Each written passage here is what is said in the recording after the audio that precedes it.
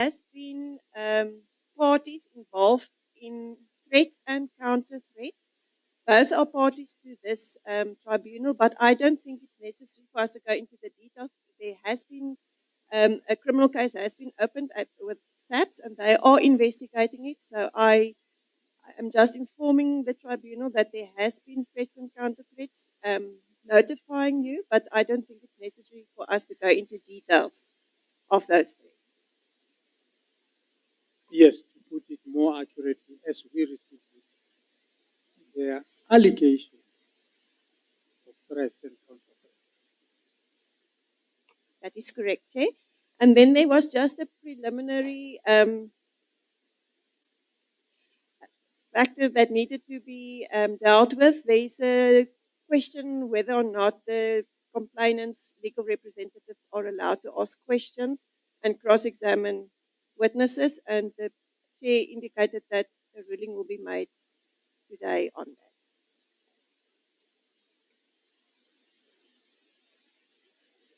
Yes, there's been some indication from the respondents with our representatives that they are not comfortable with us. That is I correct, don't Chair. know whether the person who requested that person will actually be just the thing that we have to make a ruling.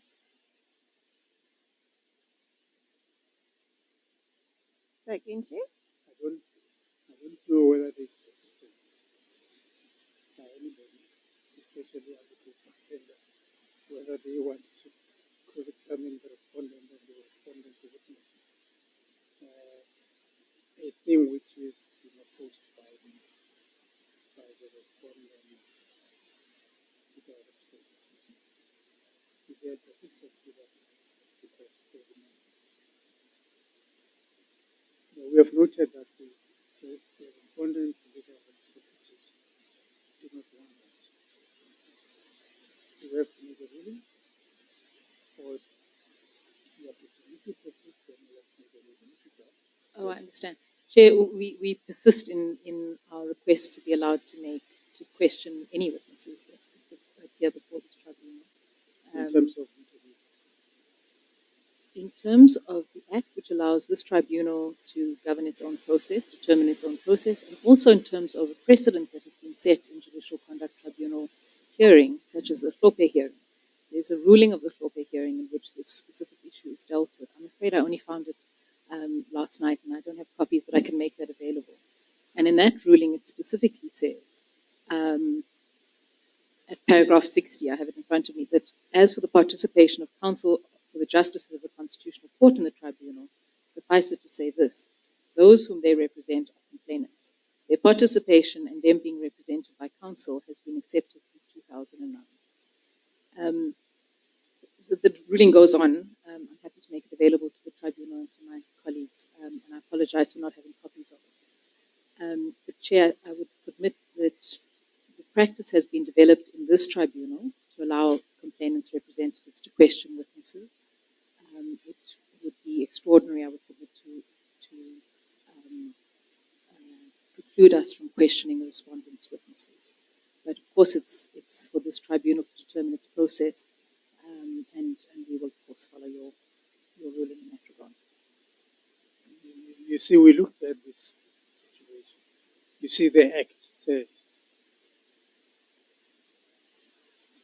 the respondent is entitled to be legally represented. But it does not say the respondent is entitled. Sorry, it does not say the complainant is entitled to legal representation. We allowed that. I guess it became in excess of discussion.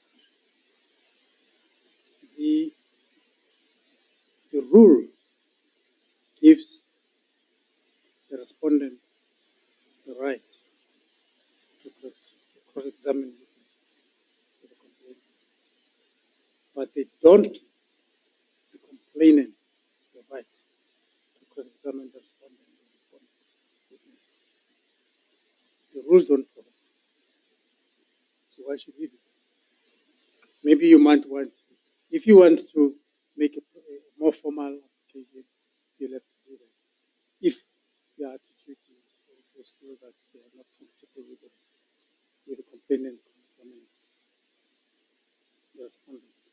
Yes, Chair. Rule 7 only gives the respondent the right to cross-examine witnesses, but not the complainant.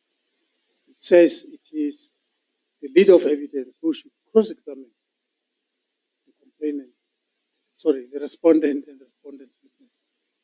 So if you want to do that, you have to show us the and the basis. And then, I guess,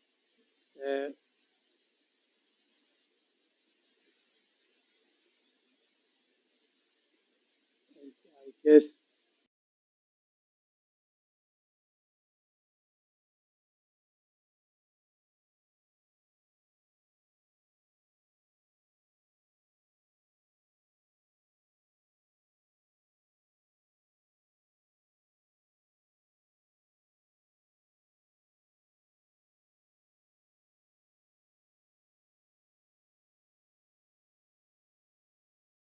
prepare that sort of thing to address us only. Can I just make 100% sure that I understand you correctly, Chair?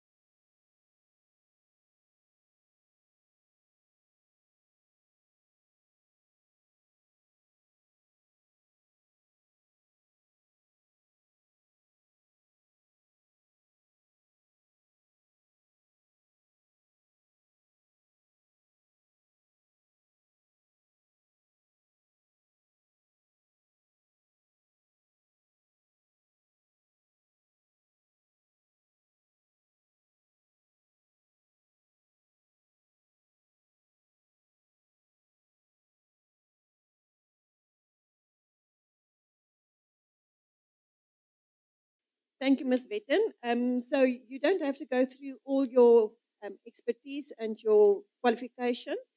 Maybe we should just start at how you received this brief and what was the mandate for you preparing a report for this tribunal? Well, I was contacted by yourself as the evidence leader to go through the record, and in order to give an opinion as to the nature of the relations and was there a power asymmetry or a power imbalance between the two parties. And given my experience in sexual harassment, to just go through what I had observed through the record that was given to me.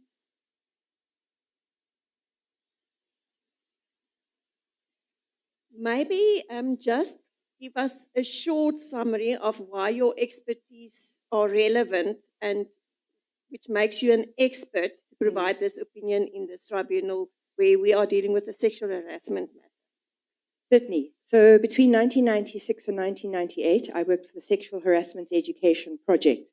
And our work specifically was with COSATU and its various affiliates in terms of educating around sexual harassment. And at that point in time, SHEP was also working with COSATU to develop the then Code of Good Practice on the handling of sexual harassment matters. Thereafter, as a basis of that experience, I offered expert testimony and some disciplinary inquiries. But most recently, in 2017, I was appointed the technical assistant to what was then the Higher Education AIDS Project to develop the first draft of the policy around gender-based violence, including sexual harassment and other forms of violence in post-school education and training facilities. So I developed the first draft of that, which was then handed over to the Department of Higher Education and Training, and obviously it then went through the various consultation processes in government, and it became policy in 2020. I also sat on the ministerial task team appointed by Dr. Naledi Pandor when she was still the Minister of Higher Education, and with a range of 11 other people, we assisted her to develop recommendations around looking at how sexual harassment and other forms of gendered violence in higher education was to be addressed. What was the status of policy? How was it being implemented? How could the department assist assist higher education universities to do a better job, essentially? And then in addition to that, over the years, I was also working with the Gender Equity Office at WITS.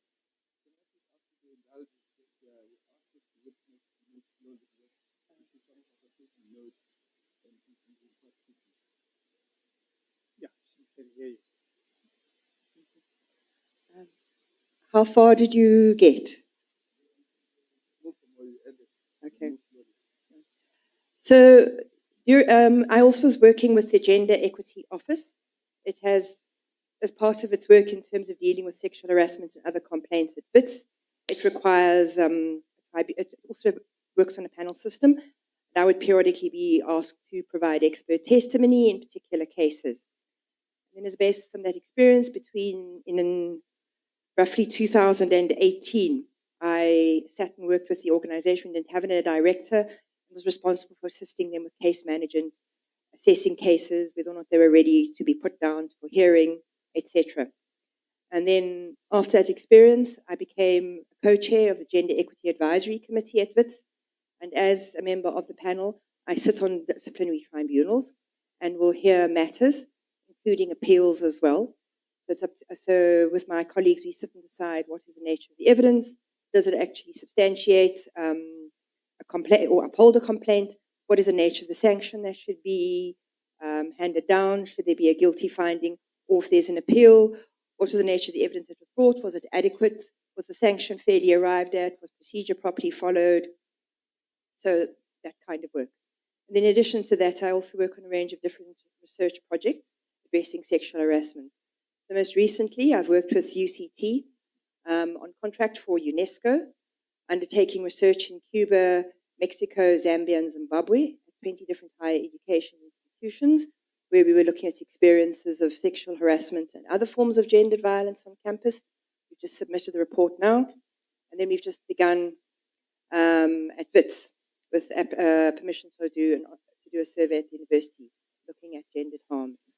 So it's research that is so it's experience that has ranged from educating around what sexual harassment is, providing expert testimony, making assessments on cases, whether they should go to disciplinary inquiries, sitting on panels to determine what has happened, making findings or appeals, and then also undertaking research and also doing some writing and publishing in the area. So I've had a piece published this year, for example, in the South African Journal on Human Rights. Thank you. What method did you use to evaluate the interactions between, or let me first ask you this. What material did you have available that you used as the raw data to come to your conclusions in this matter, to give us your expert opinion? I had the text of WhatsApp messages from the 8th of June until a date in, let me just double check, until February 2022. So I had a set of WhatsApp messages, which amounted to approximately 47 conversations. There was reference to other videos and other material, but I didn't have access to that, so I worked specifically with the WhatsApps here. And I also looked particular at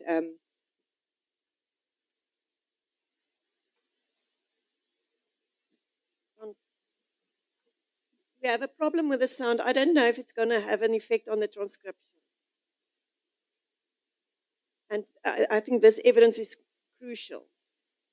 I don't know if we should just adjourn so that they can try and fix the sound.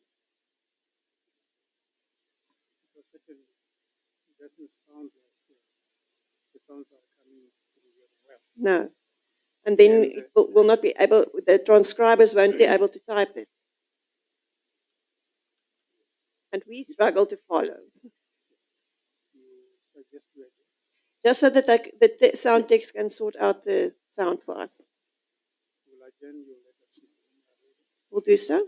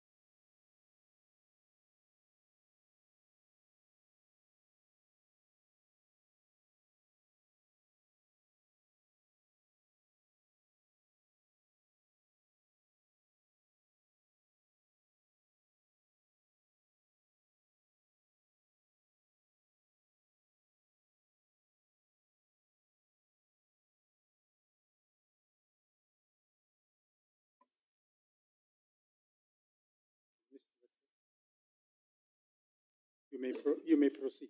Thank you, Chair. I think I will take you back. We will come to the raw data now. First, I want to ask you, what method did you use to evaluate the interactions between Ms. Mengo and the respondent, Judge President Mbenenge? Certainly. So I think the starting point has to obviously be some kind of definition or operationalization or understanding of what does the term sexual harassment encompass? What does it mean? So therefore, the guidance I looked at was that taken from the 2022 Code of Good Practice on the prevention and elimination of harassment in the workplace. And I think what's important about that is that it's identifying sexual harassment as an overarching term or as an umbrella term that comprises different kinds of conduct. So in terms of the code, it's prescribed, or it's recognizing there are 4 different kinds of conduct. These can take the physical forms. So it's looking at the form that the sexual harassment may take. It can be expressed physically in terms of unwanted touching through to its most serious, which is rape. The verbal, as in the spoken, and the non-verbal, which might be just in terms of, say, sending pictures or creating an uncomfortable or hostile working environment. And then the last form is quid pro quo, as in you do something for me and I'll do something for you, which is really just give me a sexual favor or benefit or something, and I will give you a benefit in exchange. So those are the 4 forms of sexual harassment set out. In terms of the code, I put it into my report in a verbal conduct from whistling through all the way through to jokes, repeatedly and persistently asking somebody out on a date, etc. So I think what's important is that the code recognizes that in some instances, behavior will need to be repeated and persistent to qualify as harassment. But there are some forms of behavior which only need to be, which are egregious. They only need to occur once. So, for instance, grabbing somebody's crotch is grossly offensive. You don't need to do this on a repeated basis before somebody recognizes that that is harassment.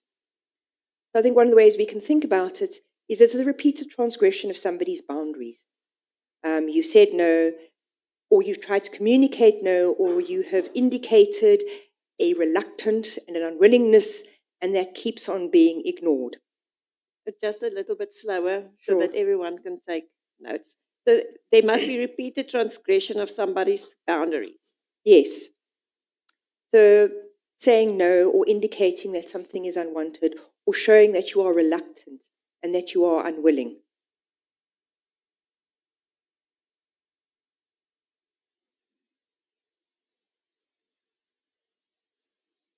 And I think what the code recognizes is that in an ideal world, when that happens, we'd all be able to say, no, stop that right now. This makes me uncomfortable. Please do not do that again. But the code does recognize that that's not always possible. It talks about, for instance, you can just walk away or not respond. And much of the literature, much of the legislation looks at the fact that one of the reasons why sexual harassment occurs and why it is so difficult to deal with is because of power imbalances. And that is where one has to look at these very carefully in order to consider, was somebody genuinely in a position to say no? Could they clearly communicate how they felt about a situation? Could they tell somebody to stop? And we can see in law that those kinds of situations do occur. And if we look at rape, for instance, there is quite a clear recognition that there is a difference between submission and consent. That one can say yes, because saying yes might be the less worse of 2 terrible choices. And that if and that's submitting, that for consent to be meaningful, it has to be genuinely given. Otherwise, it is simply superficial. So there has to be a substantive, meaningful sense undergirding a consent.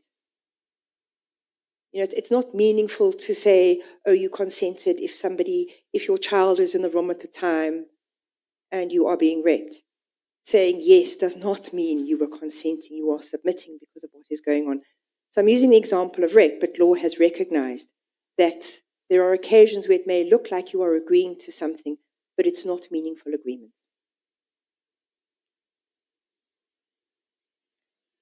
So, and I think there's also increasingly a recognition that consent to one thing doesn't imply consent to any behavior that follows.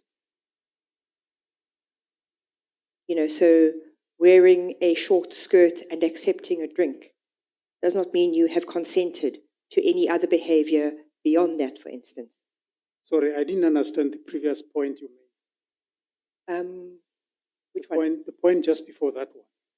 You're talking about as if the consent may not look genuine, or may look this way but may not be genuine, or something to that effect. Yes. Just explain that. Sure. So I'll use a very blunt example. If somebody says, the one example is, if you don't have sex with me, I'm going to beat you to a pulp. Well, all right, yes, I'll have sex with you.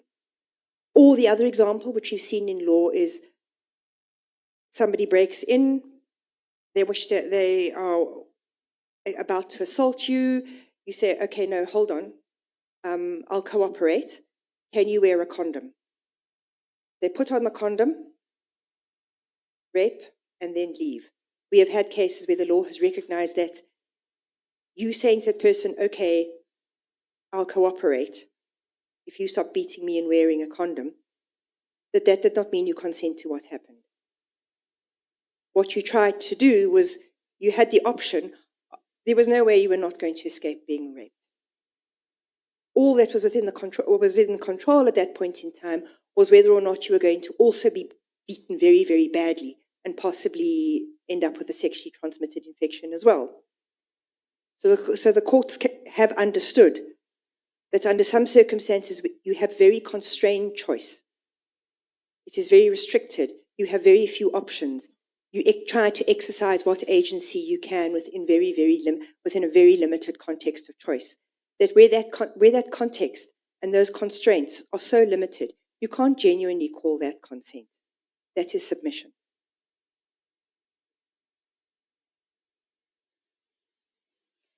In your summary that you provided to us, also under the method employed to arrive at your opinion, you indicated that for biological reasons, women and men's expressions and experience of their sexuality are not the same.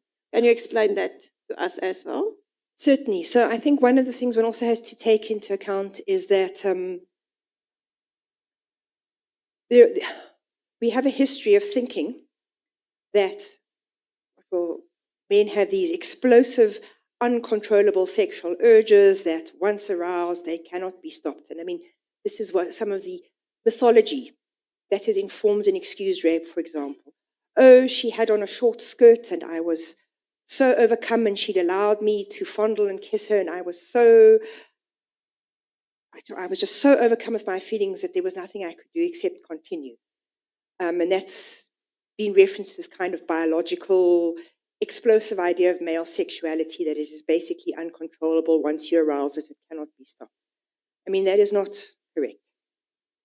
But it is a myth that can function as an excuse for rape. And I think we have worked in many ways to understand that men are certainly well able to control themselves, and that we cannot allow that kind of mythology that has arisen and developed to allow sexual violence and abuse to continue.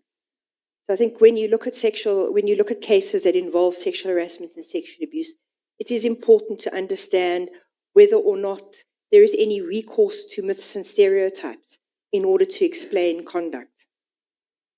And whether or not that's allowing thinking to be clouded, whether or not when you're trying to assess behavior, whether you're trying to look at what is here presented to you and to what extent your thinking about that is perhaps clouded by other clouded by other ideas or ways of trying to explain what you've seen. And I've said one of those which is often clouded thinking has been this idea that men and women have vastly different sexual urges. Men's are much more urgent than women's. And I think the other idea that has developed from that is that men pursue, and it's up to women to say yes or resist. So we live in a society that has granted men a much more active sexuality and women a far more passive sexuality. They wait for men to approach them. They do not go out to the first man they see and say how fabulous he looks in that pair of tight pants and when can they get together. Society would think that a little strange, whereas we accept the idea that if a man will go up to a woman, you look fantastic, whatever. So we have created a society that does treat men's and women's sexuality very differently. I mean, as a very common example, if we talk about sexuality, is that take the word whore. It's very hard. It's a word we use for women. It's very hard to find an equivalent for a man who we consider to be overly sexual in an insulting way. We might call him a stud, for instance, but that's admiring and speak of his virility. But when we talk about women who are very sexually active, we tend to use very derogatory terms like whore. So I give that as examples of the way in which society has constructed quite different ways of thinking about men's and women's sexuality, in which active sexuality in women tends to be frowned on, whereas active sexuality in men is recognized, acknowledged, and even admired. And I think that is what can also make sexual harassment quite difficult, is that men will persist and persist and persist, saying, oh, but, women just they just need a little bit of persuasion. I just need to work a little bit harder. Or the other myth, women say no when they mean yes, and women play hard to get. Those kinds of stereotypes, I think, get in the way and make it difficult to deal with harassment. Thank you. If we go to 2.1.2 in your summary, that is where you say that in the case of sexual harassment, these gender relations of power can become complexly intertwined. Can you explain that for us slowly? Sure. So we have, I think, already what we can call gendered power relations that tend to structure relations between men and women in a particular way. I've outlined some of those. Men advance, propose, women accept, whatever. So you've already got that kind of relationship. And I think it's also a power relationship in the sense that, there are many examples of it. The Constitution has tried to address it. We speak often of gender inequality, which manifests in a range of ways. Workplace is one, in that you will find who performs what work.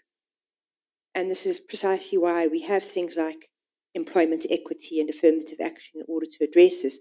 Who does what work is very gendered. So if you walk into a garage, for example, you will find that most mechanics are men. It will be unusual to find women mechanics. If you walk into an office and you look at who are the secretaries, they will predominantly be the women. If you look at who are the CEOs and the senior managers, they will predominantly be men.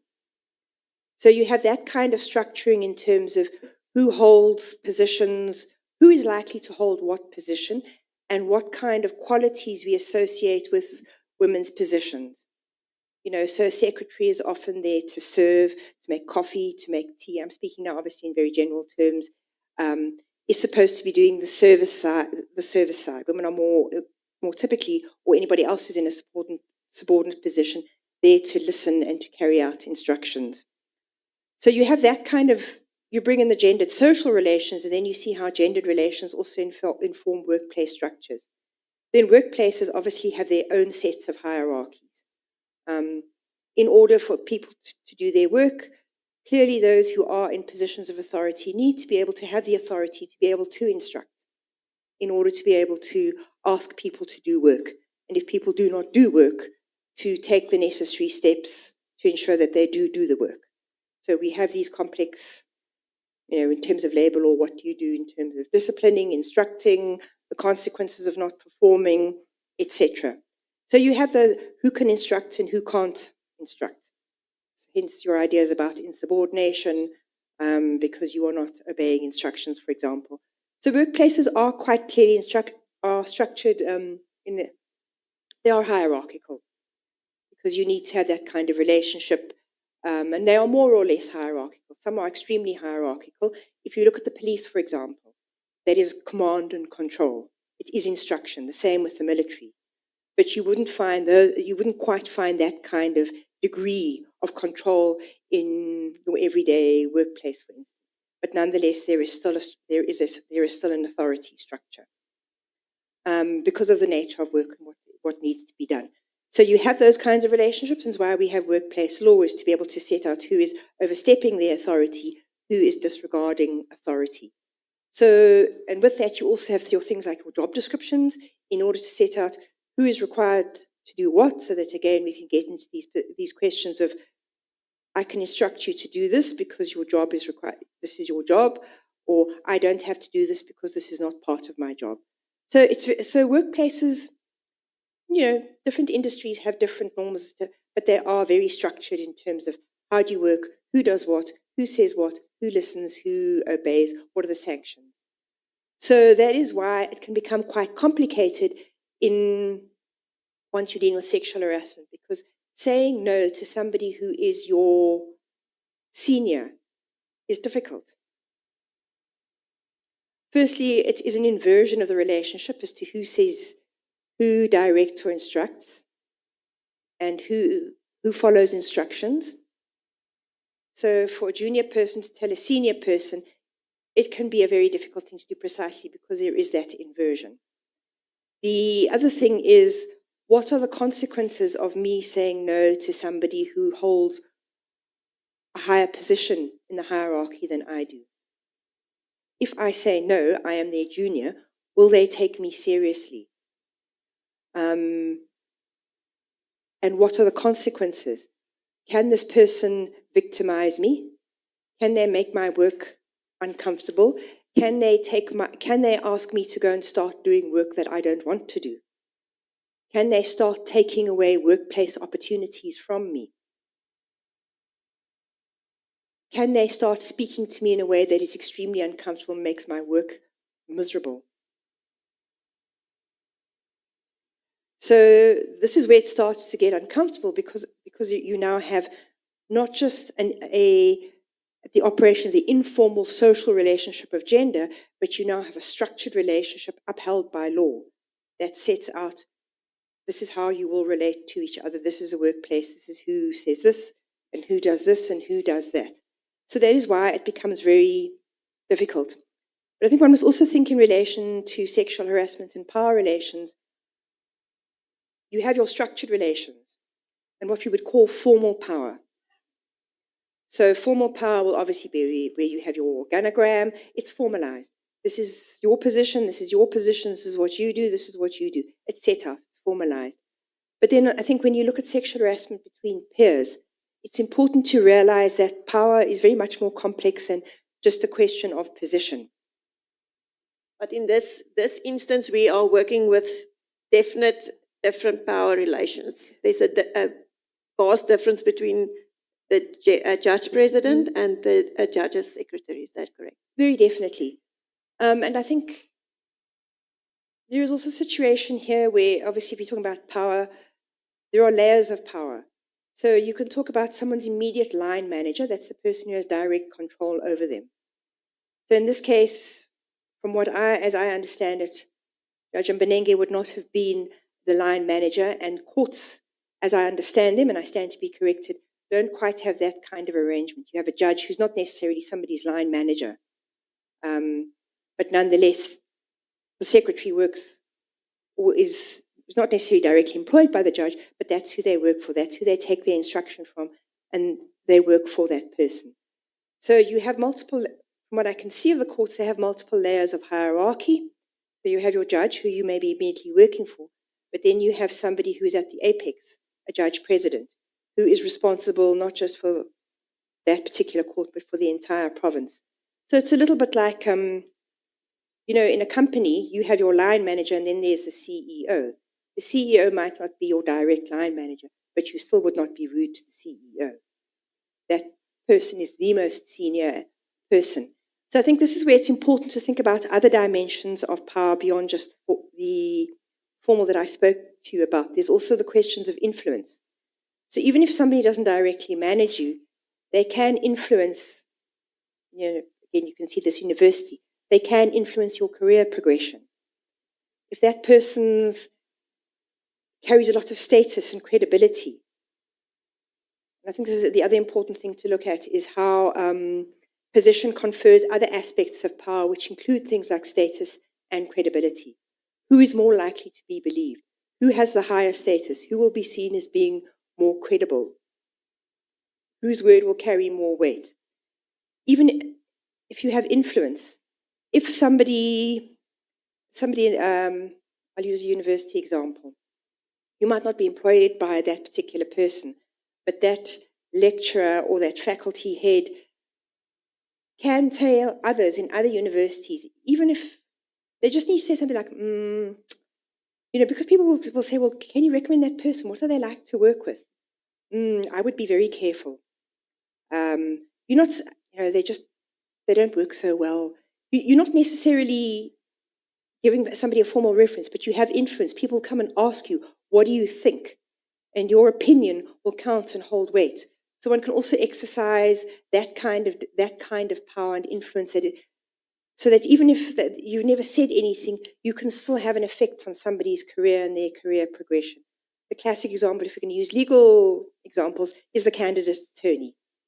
They're not employed by the law firm, but if they and one has seen cases like this, if they lay a charge of sexual harassment, those are all senior lawyers who can make their progression and their lives and their careers going forward quite difficult, just because of what they can say and the kind of influence, clout, and weight that they have. So I think it's also important to look at those dimensions of power in addition to having formal positional power.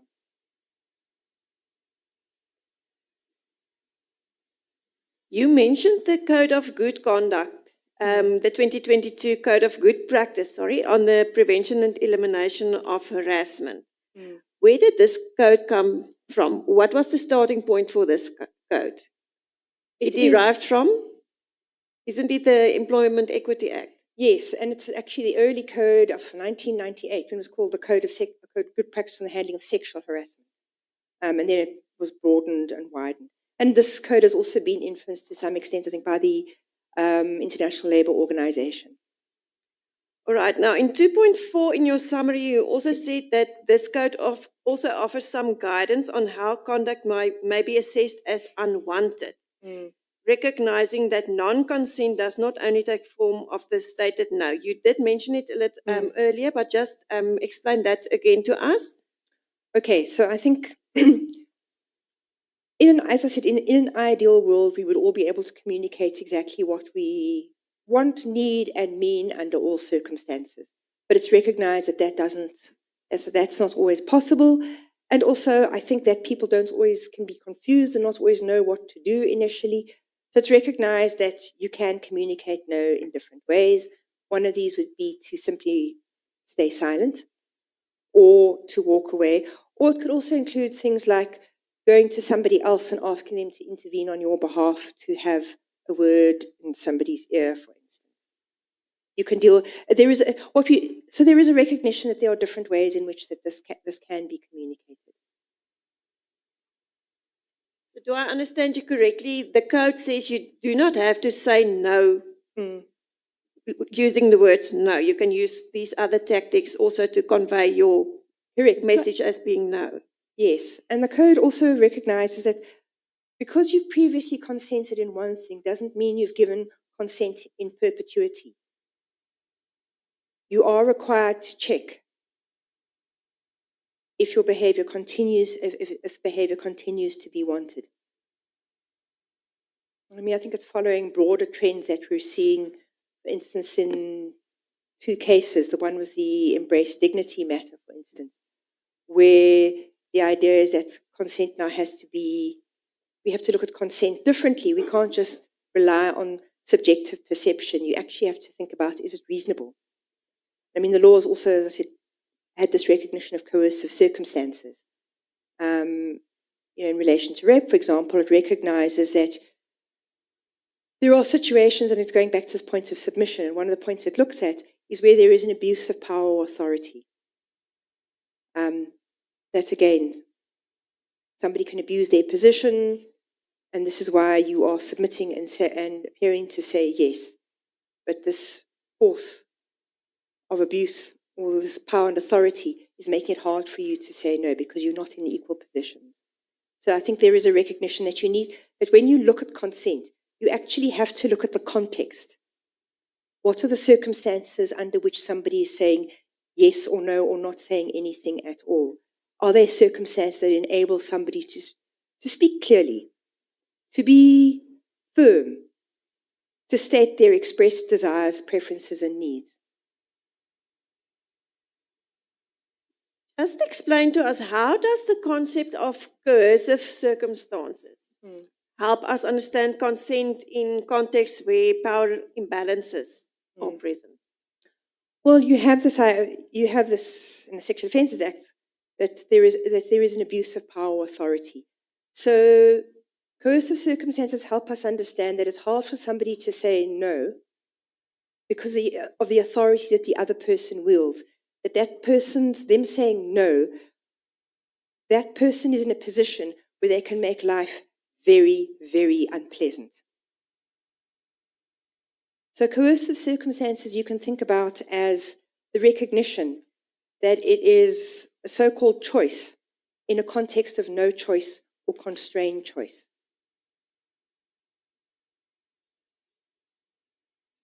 So coercive circumstances are saying to us, look at the context.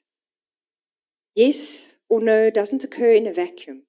Look at what's going on around that person. What are the pressures on them? Have they given meaningful consent? I mean, we look at context, for example, to use another example, in medicine. You can't consent to a medical examination if you're drunk or high, for example. So we are looking at context. Is that person in a position to be able to say yes? What is the nature of their yes?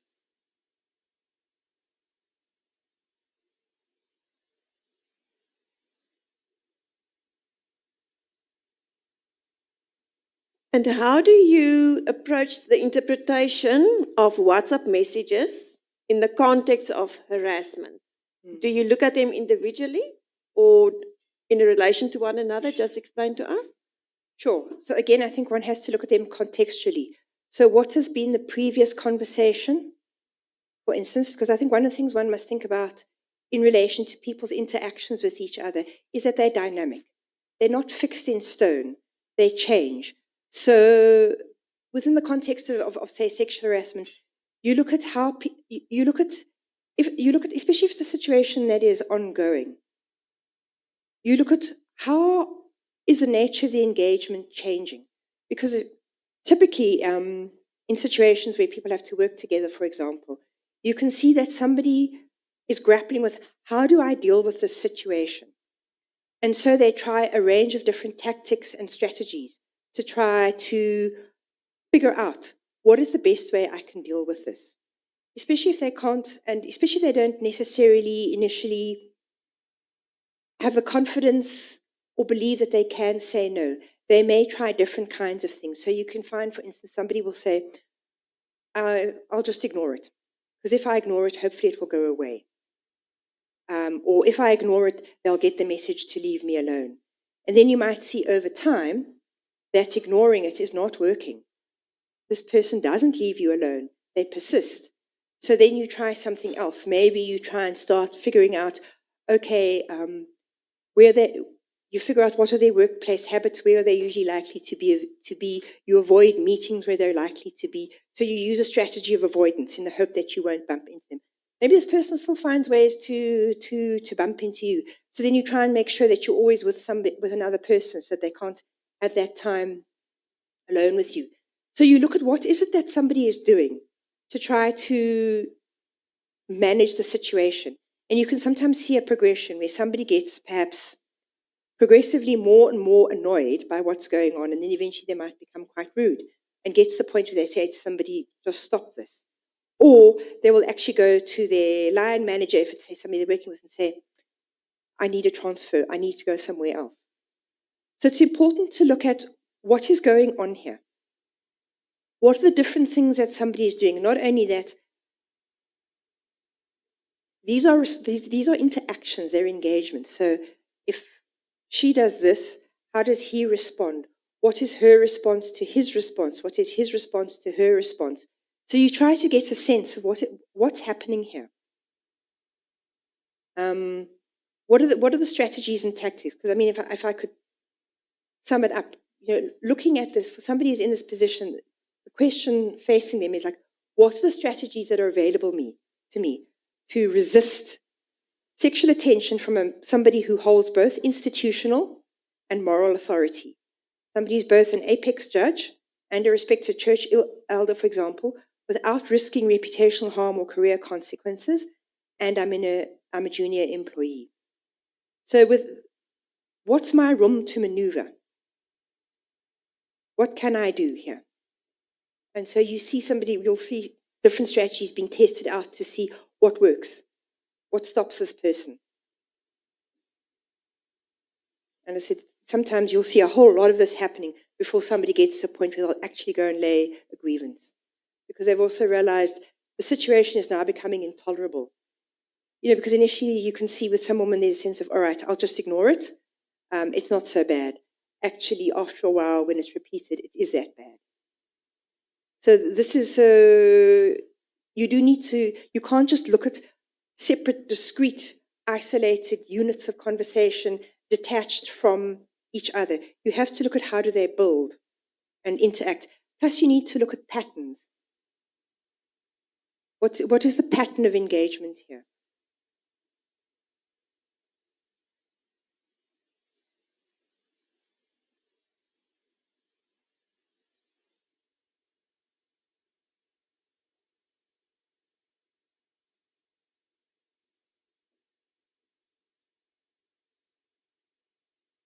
Yeah, I see it's 11 o'clock. Can we continue or should we break for tea at this stage? Because I'm going to move now to her findings.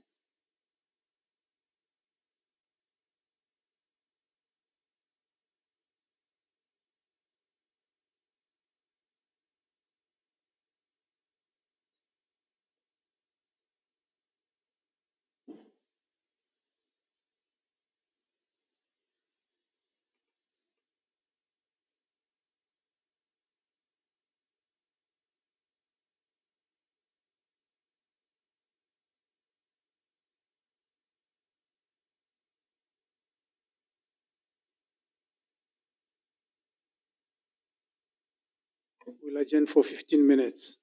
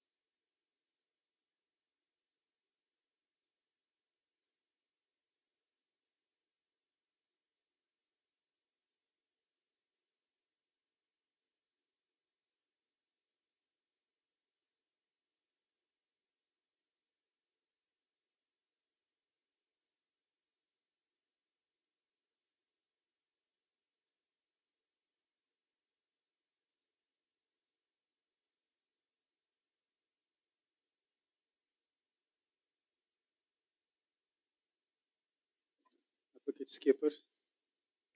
Thank you, Chair. We can then continue. We're going to move to your findings based on the interactions. Just put on your microphone also, please. I'm going to ask you this question again because you did not finish with your answer. What sources of material formed the basis of the raw data that you analyzed specifically for this tribunal? Sure. I paid a lot of attention to the WhatsApps. So I had the WhatsApps between the 8th of June 2021 and 18th of February 2022. I believe there is more material, but I didn't have access to that. The videos and other pictures referred to, but I didn't have those. I just have the WhatsApps here. I also looked at the evidence in chief and some of the cross-examination. That is now in the transcripts. Yes. Yes.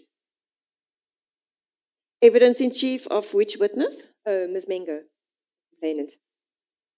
And the cross-examination of her? Not in as much detail as I looked at the evidence in chief. Yes. And then what I did was, in order to get a sense of the WhatsApps, I went through them a couple of times, and then I drew up a table for myself of how many WhatsApps there were. So I came to a total of 47. 47 WhatsApps? No, 47 conversations. So in that particular period. And then I dated each of them. I created a table where the data for each conversation. I looked at who initiated the conversation, and I looked at how many conversations were sent by the judge president and how many by Ms. Mbenenge. So because I used that as an indication to look at who's initiating the conversation here, who is more active in the conversation here. I think that starts to give you a sense of who is asking more often, who is engaging more often, who is engaging less often. Because that can give you some kind of indication as to who is the more interested party here. Is to look at how equally are the messages distributed between the two of them. It's an indication. So based on that, as I said, there were a total of, I counted up approximately 837 WhatsApp texts, with 526 from the judge president and 311 from Ms. Mbenenge. So I looked at those, and I think... Sorry, 526 from the judge president and? 311. From the complainant? From the complainant. That is now the WhatsApp, the message, each and every WhatsApp itself that you are now counting? Yes. And those 837 WhatsApps were in 47 conversations. Is that what you are saying? Yes, yes. So we should say 47 days. So 47 days? Yes. So a total of 47 days of texting distributed over this roughly 7.5 month period. So I think also doing it that way also allowed me to see a couple of patterns already emerging. So you can see, for instance, that on the very first time they text, on the 8th of June, there are 77 texts from the judge president and 52 from the complainant. Another day that also emerges as very busy is the 20th of June, where the judge president sends 84 and Ms. Mbenenge sends 51. But then you can see a distinct change starting to occur on the 28th of July. You can start to see the number of texts dropping off quite significantly, and you can also see the period of time between them getting longer and longer. So where you'll have had, say, 60, 32, 84 texts, it's now down to 1 to 3 to a maximum of 6. And you also see that the complainant is responding less and less often. There are more and more days where she's just not responding at all. So you can see there's a change. When I was talking about patterns, that's the kind of thing you're looking for. What was happening here? what were the responses? And said you can see that towards the end, Ms. Mengo is not really engaging at all. All right, you mentioned that you could observe certain patterns in the way the communication occurred between them. If you can just tell us what type of patterns that is, and slowly. Sure. So then when I looked, these conversations clearly continue. So something might be said on one day, but it might get picked up in another conversation on 2 or 3 further occasions. So you look for that.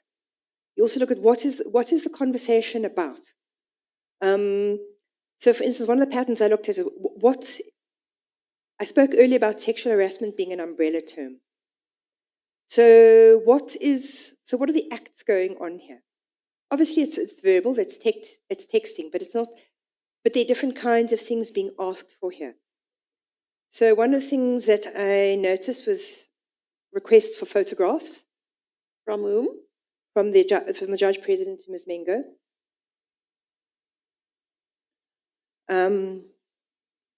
He asked her for photographs. He also asked to be intimate with her. I treat these as different acts because he's asking for things in addition to just texting.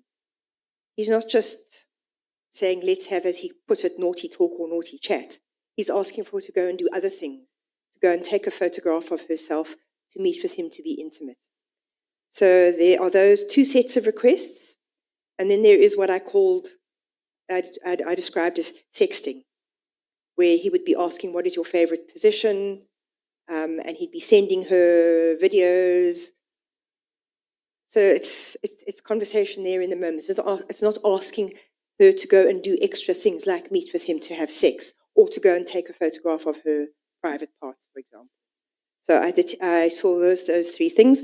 I think the other thing I looked at how many times Ms. Mengo initiated conversation. And I could see that out of all those conversations, there are 5 times where she starts the conversation. But when she starts the conversation, it is about very neutral workplace-related things. So the examples I gave is the 5. If she wishes Judge Mbenenge a happy Father's Day, she responds to a question asked by him. She says, wow, commenting on his status. She asks for the use of his chambers, and she comments on his status. So most of the conversation she has with him tends to be of a more workplace nature. She doesn't ask him for photographs of himself, for instance, but she does ask for things like, can she use his chambers, for a meeting? So her interactions tend to be about workplace, unless she is responding to him. So I was looking for that as to who talks about what.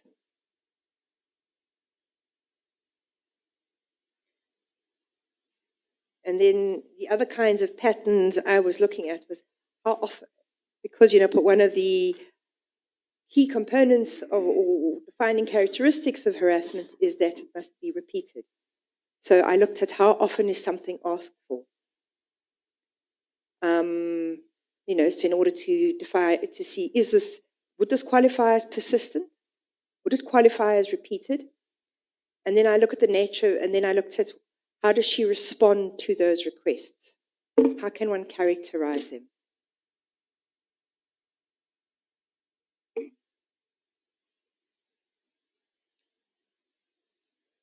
And then do you want me to talk a little bit about how I characterize them? So in terms of looking at her requests, I try to see how does she respond to when she's asked for something. And I could see that she was using a range of different. She was using different strategies to deal with or to communicate what was a reluctance and an unwillingness. So as I said, I saw a range of different strategies which I characterize, and I have gone through and found illustrative examples of what I mean. Is she used what I have characterized as deflection. She tried to turn the subject away into something else and start talking about something else. She used evasion. So she wouldn't necessarily give a direct answer, or she would, which is closely linked sometimes to also what I've called deferral. Oh, I'll do it another time. So postponing the moment. She also used silence, just did not respond. She also used what I described as accommodation, where she would try to accommodate or engage with a request. And she also used active resistance. No. So there are a range of different strategies that are being used, and they're also changing over time. And I think that you can see her figuring out what does or doesn't work and then adapting her efforts accordingly.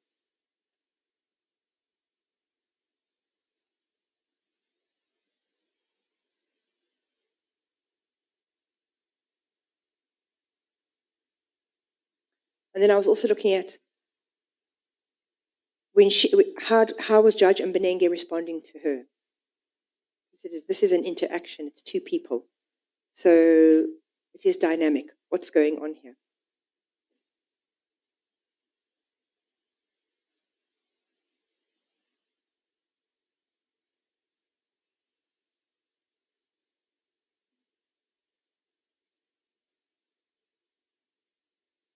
All right. In your summary at 3.2, you said that Judge Mbenenge and Ms. Mengo's interactions occurred within the context of three different kinds of asymmetrical roles and relations. If you can go slowly through the three different kinds of roles. So the first is the obvious one, and that is prescribed by the courts themselves. That's the workplace relationship. So Judge Mbenenge is the Eastern Cape Judge President, and Ms. Mengo, the secretary of an unnamed judge. So that's in terms of hierarchy and workplace, but I think there's also the question of status. Whose work will enjoy the higher status? And a judge, and especially a judge president, will have higher status than that of a secretary.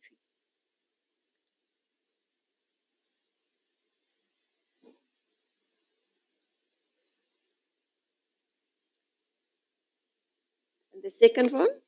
The second one is that it appears through reading through the record that it had become a habit or a practice on Judge Mbenenge's part for judges or for the secretaries to think of their judges as fathers and mothers. So putting them in a kind of, it's again a different kind of asymmetry, a parental, respected, elder relationship. Yours is the more junior. And one can see times in the WhatsApps where she refers to him as daddy. He asks her if her mum, the judge, who's a judge at the time, who came to her mum's birthday. So there's that kind of other additional layer there in terms of how you relate, in terms of the levels of respect and authority that are being exercised. This is obviously much more informal because it's not practice in the courts. It's not an instruction from the courts or a policy in the courts that this is how the relationship between judges and secretaries should be structured. And the third role? The third is that between men is in terms of heterosexual relations between men and women.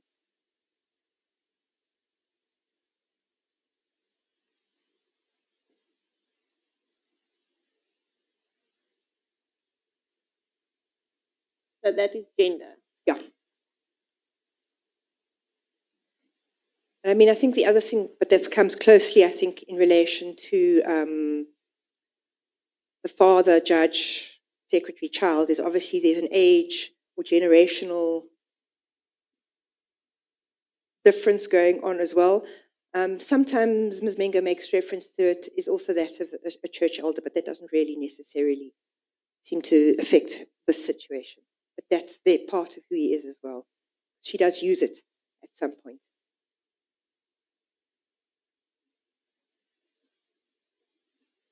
Can can you explain what you said here in 3.3? Those roles and the power relations, they represent blurred interactions between Judge Mbenenge and Ms. Menga. What did you mean by the blurred interactions? Sure. So I think to go back to what I was saying earlier about sexual harassment being a transgression of boundaries and workplaces having quite strictly defined, structured relationships between people. So one of the things that goes with authority is obviously respect. So one of the ways in which you try to maintain that is you try to prevent too much familiarity between people. If we get to know each other a little bit too well, don't get too familiar with me, don't take chances with me, don't think just because you know me, you can do this, that, and the other. So workplaces try to prescribe and keep a certain formality between people. So, for example, you have your job description, and the job description says, this is who you account to, this is what you do, this is your job. It tries to prescribe roles in quite strict ways. And in doing so, I think it sets out quite clearly how people relate to each other. This is who I am respectful to, this is who I can be rude to, and maybe get away with it. But it sets out quite strictly how you are to relate to each other. How are you positioned vis-a-vis one another? What can you do? So workplaces try to be quite clear with that. They're professional. They try to keep the personal out.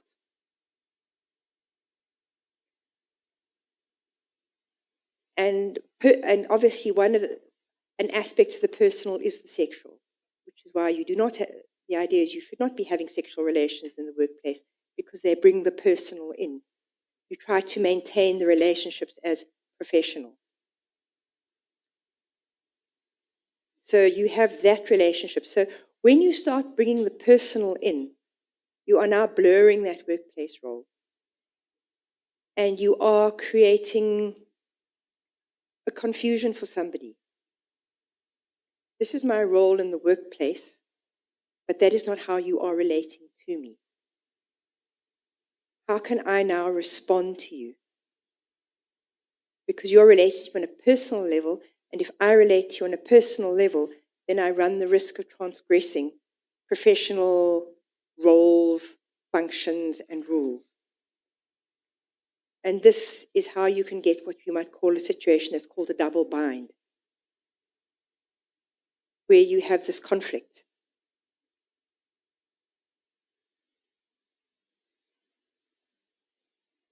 So you have conflicting demands or expectations being placed on you.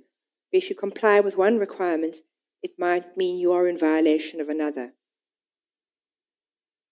So, one way in which workplaces try to deal with sexual harassment, for example, to prevent precisely these kinds of blurred boundaries, is it is a clear part of workplace codes that you may not have relationships with each other. And that if it is found you are having, if there is a relationship between the two parties, it can become a disciplinary offence, for instance. Use another example in some universities, lecturers may not have relationships with their students, and if they do, it is a disciplinary offence. So that is the ways in which one tries to remove that kind of confusion and that blurring of boundaries and to prevent the leakage or the seepage of the personal into the professional, and where a personal relationship can interfere with the working relationship. For instance, if I am having a relationship with my subordinate, might I also be giving that person particular favors, overlooking things? How might other people in the workplace feel if they see I'm favoring somebody over another? So that is why you try to keep this out, so that you don't allow for this blurring and for additional factors that are not relevant in the workplace to suddenly start becoming salient. So that is where this is what I'm saying is this double bind. Am I responding to you personally, or am I responding to you professionally? In a context where this is supposed to be professional and the personal should not be brought in. And that conflicts as to what do I do? How do I resolve this conflict? It's very difficult for someone. And if you bring it into this interaction between the Judge President and Ms. Mengo, did you find any blurred interactions between their conversations? Very much so. To begin with, I think just the contacting her after hours. The very first contact, for instance, follows as a result of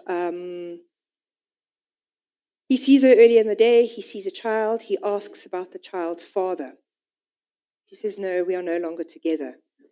And hours later, after hours, the Judge President then contacts Ms. Mengo, say, oh, well, I'm sorry if I might have embarrassed you. Now, that is not a workplace conversation, and it's after hours. So that's the first kind of blurring as to why is he getting in touch with her. And then we're getting into personal questions. So how many children do you have? It's not necessarily something you need to know about. That's more of a kind of getting to know you kind of question. Then I think there are the questions about can I or can't I trust you? And again, why would that be relevant? Then I think the very first clear-cut example is the pictures. He says to her, maybe a few pics you send may serve as halfway proof that presumably she can be trusted. So, I think one of the interesting points about that is to ask another person for pictures in a workplace. Why would you? A personal picture of yourself is not a requirement in this job. She's a secretary. How does sending pictures have anything to do with her job? I think another thing to look at is asking for pictures without giving any explanation as to why you want those pictures. You can see that as an expression of power, in the sense that people who can demand things of others without explanation, that's an expectation that I ask. You don't need to know why. You don't need an explanation from me. So that is a very first example. And that it occurs after an earlier conversation in the day that is the father around? No. That establishes there is no man in the house who might just pick up the phone and see what's going on, or asking you why you're spending so much time on your phone after hours. So that first exchange establishes just how much, that here is somebody where there may not be a man who is going to be asking, what are you doing on your phone? Or as I said, pick it up and see what is on the phone. I think asking for pictures, but then the question is, then there is still in the same conversation, take off the clothes on your upper body. So for an employer to ask an employee to take off the clothes on your upper body, presumably he's meaning a topless picture. Again, how does that have anything to do with the job?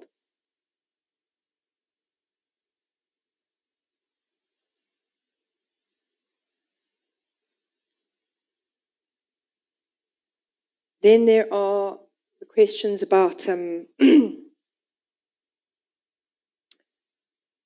what is her favorite position? Not relevant to her job at all. Quite a lot of questions about her favorite sexual position.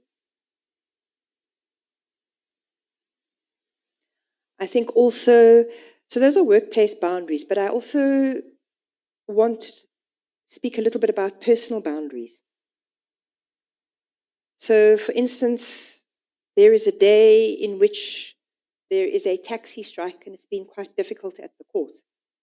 And she's still working and it's after hours.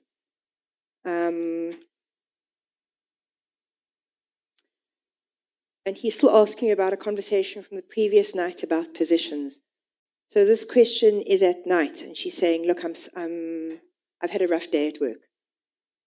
I'm still busy at work. He disregards that and says, Where were we last night? We were warming up, again referring to the questions about her positions.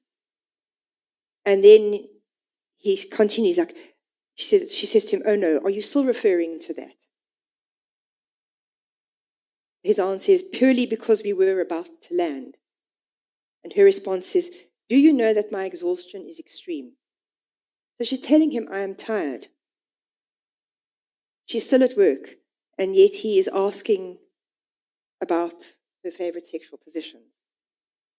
And I mean, she actually says this a couple of times. I'm supposed to be working and you're asking me about these things. So I think there are those examples where she said, I'm doing something else. That is, and I'm tired. That is not respected. So those are in between and that's in between, I think, the workplace roles and boundaries. I don't know if it will be easier for you to go through the conversations day by day and explain to the tribunal what your views of this type of conversations are, especially the questions asked and the replies, and how would you view the conversations? Yes. Chair, I don't know if you want to follow the conversations. It's the WhatsApp conversations in volume 3, page 1156. If the tribunal, the panel wants to follow this witness while she testifies.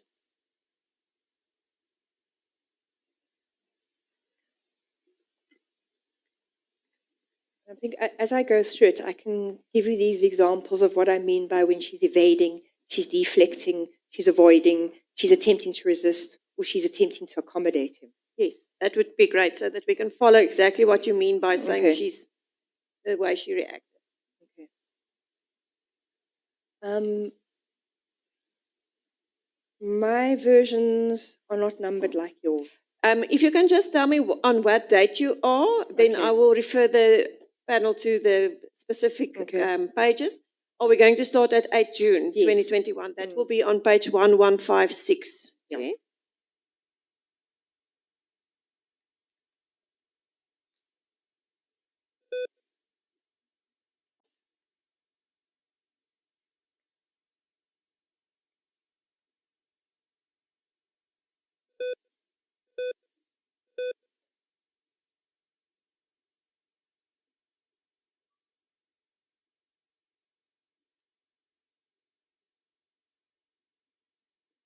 This is now the first conversation that they had on WhatsApp. You already explained that was the day when he established that there was no man present in the house. In the house.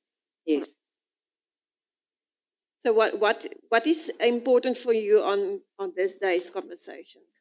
I think that it so immediately moves into asking for photographs without any kind of explanation, and this is clearly not a job requirement, that it is persistent,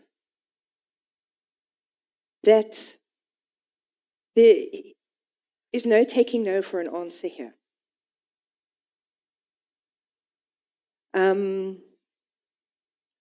The style of pressure.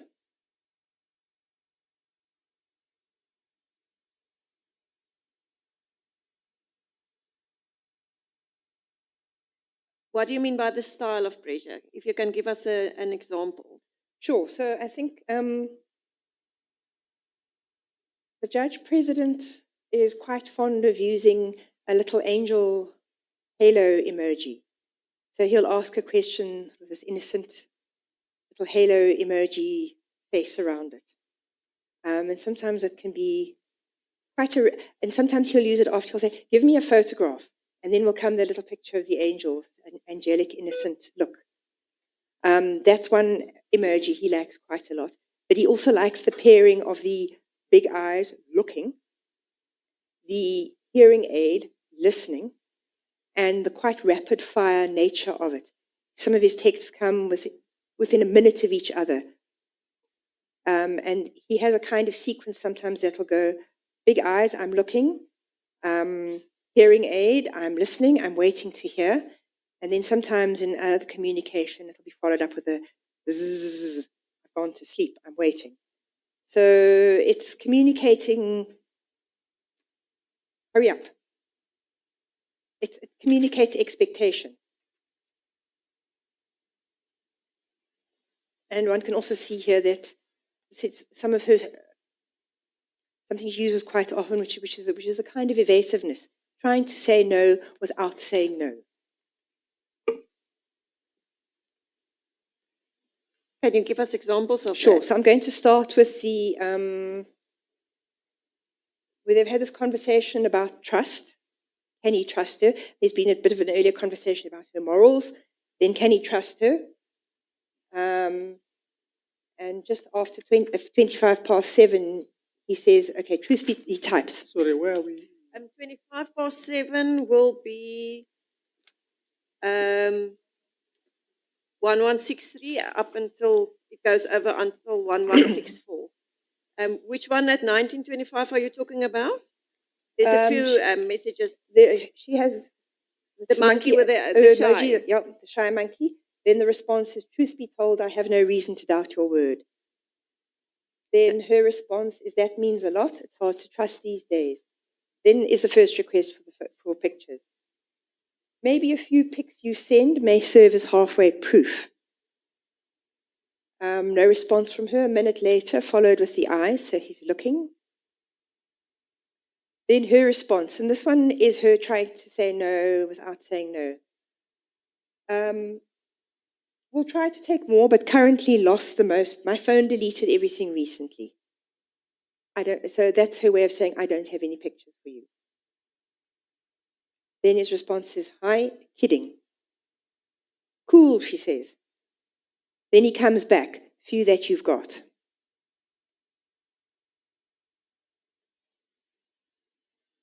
Then she says, will do.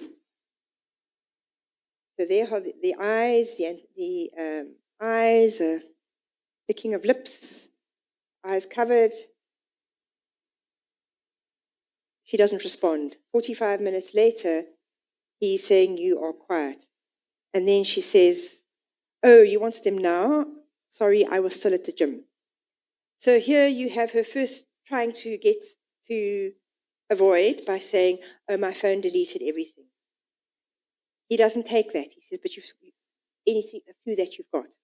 Although that's kind of saying to you, I don't have anything to give you, but you must have some somewhere. And then she just doesn't respond to that. Then he follows up. And so she says, oh, I was at the gym. So I'm doing other things. I'm not focusing on you. I'm not concentrating on you. I'm doing other things. So here she's used a kind of deferral. He has waited. She has tried to... I don't understand. Sure. Well, are you saying she was not at the gym? No, she's saying to me, I was at the gym, but she's saying I was doing something else. I was not going to... He was expecting an immediate response. And she's saying I was doing other things. That's how I read that when she says, sorry, I was still at the gym. Which may be true. Exactly. But the thing is, she was doing other things. It's more the point here, I think, to look at is that he asks, she says, I haven't got any. Then he says, you must still have some. Then she says, will do. And then he's waiting as if he's expecting them immediately. And then she's saying, I'm sorry, I was busy doing something else. So she's not exactly rushing to do what he wants her to do. She is deferring, saying, okay, we'll do. Then he says, comes back with, take off the clothes on your upper body. So it's not just a photo. Now he wants a photo of her, I'm presuming, with her top off. Then her answer is again, and she's deferring. This is again an example of deferring. At what time? Can you just give us a timestamp of that? So I'm assuming this is Kulula Umtla. So it's 2028. 2028, yeah. Then she laughs and says, we'll try later. So it's the second time she has said, oh, I'm busy, deferring. So it's another example of her deferring.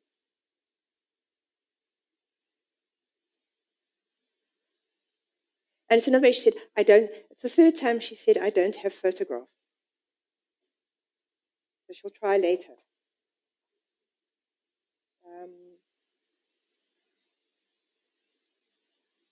Then there is a profile photo that is uploaded. And he indicates that smart emoji saying stylish. Chair, that is on 1166 at 2032, page 1166, at the bottom of the page.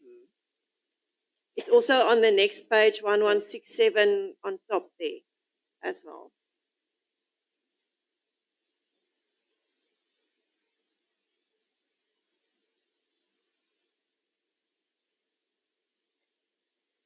She said, we'll try later. She's again put off once again, taking the photos. And he says, please, for that assessment. Stylish, which is her having put up that profile picture. And then he says again, I'll wait. Presumably, and this is in response to her saying, we'll try later. And this is for his question about take off the clothes on your upper body. They're saying, I'll wait. Then he puts his hands on his head and says, robbed. And then there's a discussion here that I think is quite important where he calls her tricky and a trickster, which is saying that she's avoiding and evading, giving him what he wants.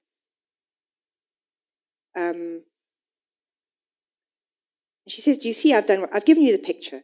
I haven't given it to you directly because it is inappropriate. So she's put up a profile picture which would be accessible to everybody, which everybody can see.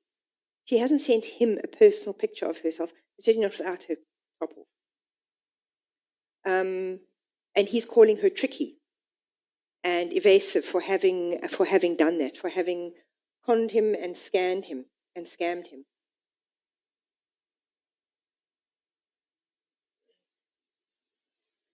Then he sends a message at 2055.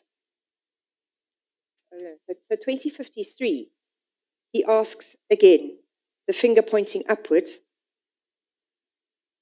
maybe a few pics you may send as halfway proof. So he's asking again. He's reminding her, pointing upwards. And he says, and again, you are tricky. So there's an acknowledgement here that she's not giving him what he wants. And that is something that should make him question, why is she not giving me what I want? Should I be asking for, the kind of question you should be thinking about, should I be asking for this if somebody is not giving it to me, if I'm repeatedly asking and they're not giving it to me? Maybe that should make you stop and pause as to why not. So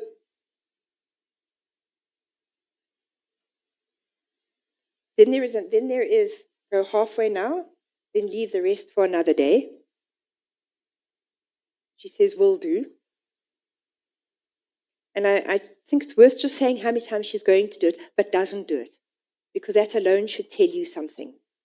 That she's saying she will do it is, I think, a way, this is what I mean by deferral, as a way of giving a kind of superficial agreement without having any intention of complying. She's saying, yes, I'll do it, but I'll do it later. I'll do it at some point. And then there is the 50% at 2056, so 50%, again, presuming how much of the clothing he wishes to have removed. The snigger, eyes covered emoji. Let me just understand. Are you saying that, is it your evidence that she did not have any intention of doing so? If I look at the end of the day, there was no photograph with her clothing off to send to him. She never sent him that photo.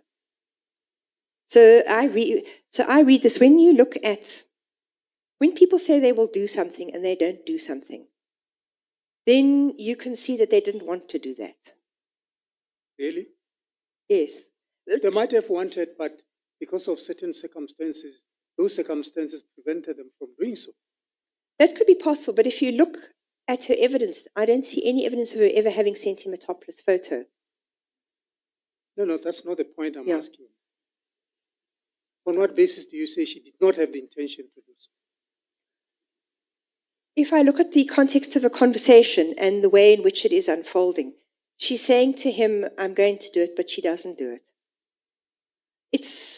Or if I'm going to, it's at some point in the future. What if she didn't, in fact, intend to do it, but later changed her mind?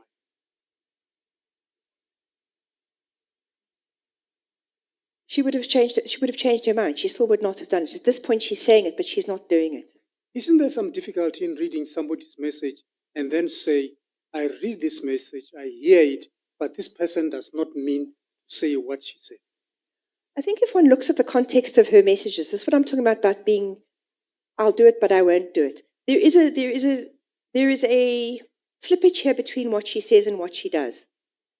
So she says, will do, but it isn't done immediately. And then he puts these little pressurizing emojis on her. Where is it? I'm looking, I'm waiting, you're quiet. But she still hasn't done it. Let me put it to you this way. You read the message which says what it says. And then you draw your conclusion that she did not intend to do it. That is your conclusion. When I look at the multiple messages, let me put it to you this way. When I look how often she says she'll do things, but she doesn't do things, my impression is that she sometimes says, that's an example of deferring it. I'll do it later. Maybe she will never do it. She doesn't do it right away. He asks her to do things right away, but she defers it. She says, I will do it. It's like the same thing with the meeting. I'm going to do it. I will do it, but it never actually gets done.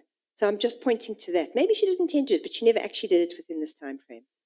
So it's giving the impression that she responds to say she'll do something, but she doesn't do it immediately, which doesn't necessarily indicate somebody who is very enthusiastic about the task. Go ahead. There's a certain reluctance here.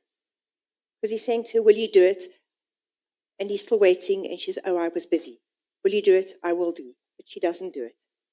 So I think one has to look consistently at it, of saying, I'm going to do it, but it doesn't ever happen. It's a bit like the example of when a parent asks a child to clean up their room, and the child says, yes, I'll do it just now. But they don't do it. So what I'm trying to point to here is... So from your example, you mean the child never intended to do it in the first place? Usually not. Or they're just trying to defer when they have to do it. So what I'm trying to say is that when somebody says they're going to do something, but they don't do it, then that should raise some questions as to there is a gap here between what the person says and what the person does. Are you not making a huge jump? If somebody says, I'll do something, and later that person doesn't do it, your conclusion is that that person, when that person said, I'll do it, didn't mean it. That can be one of the conclusions you can draw. The conclusion you can draw is that there's a certain reluctance here. If you ask somebody to do something and you ask them a couple of times and they don't do it. No, but you ask him once. No, the person says, I will do it. And then the person then doesn't do it. Are you not supposed to first know why the person didn't do it before you draw the conclusion that the person did not want to do it? I think if I look at the testimony here, there are a couple of requests. Where is the picture? The picture is put up. It's, I want more than that picture. I'll do that. Waiting. Can you send it to me? I'll do it later.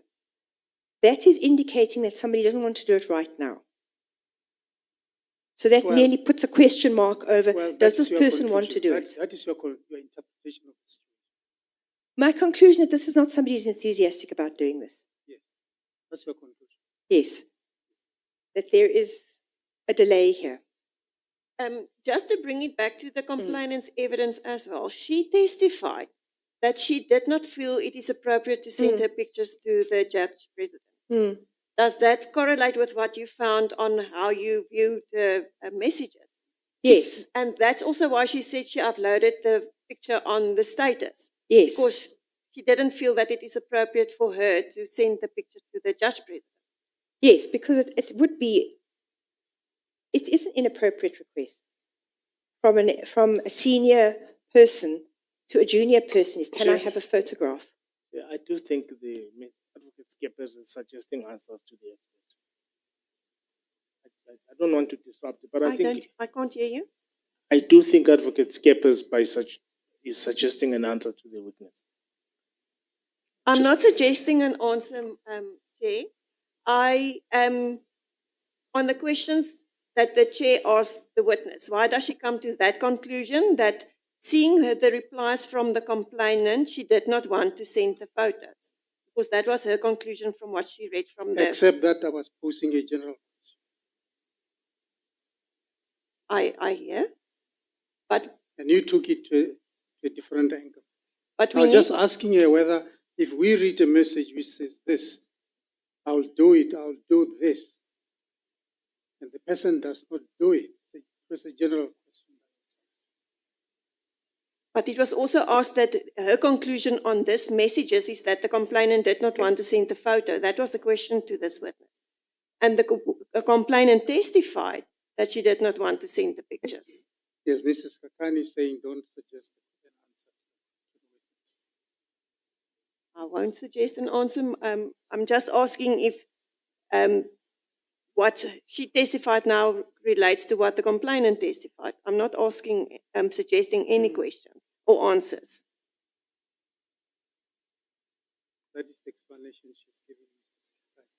It's okay, Chair. Thank you. You may continue. So it's back to the question about top off 50%, which presumably means 50% without her top off. This is, by the way, in her testimony. So this is why I am drawing some of these conclusions. I did read her testimony. Sorry, she needs to, you need to help us. Which page? It's 1170, Chair. At 2056.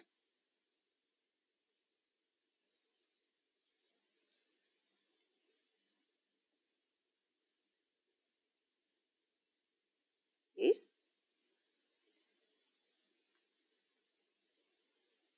So her response is, you know that when I want money, you will give it to me.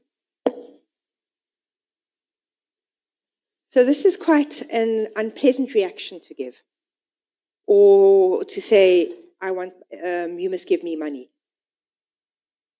So if I read the complainant's testimony, that's her trying to put him off. She's trying to suggest to him, this is a mercenary transaction. If you want my photo, then there will be money involved. She's making it quite, she isn't making it clear, she's making it clear that this is not an emotional attraction, a fondness. It's now a transaction. And then his response is, life is not about money.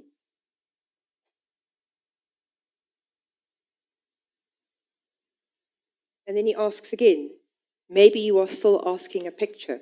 Maybe you're still taking a picture.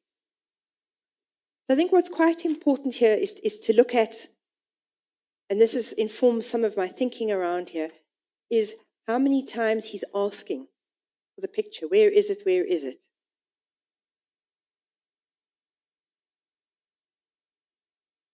Hands up. He makes a comment about that's 35%, so presumably not the 50% less of clothing he wanted. It's only 35 cents. She says, no ways, do not play a trick on me. And then he says to her again, you are a trickster. Sorry, where are you now? At what time? 21:23. So again, she is not, and this is where I read her as being evasive, because he's saying, you are not giving me what I want. You are tricking me. You are robbing me. This is not what I asked for. So that's a 21:23. Don't play tricks on me.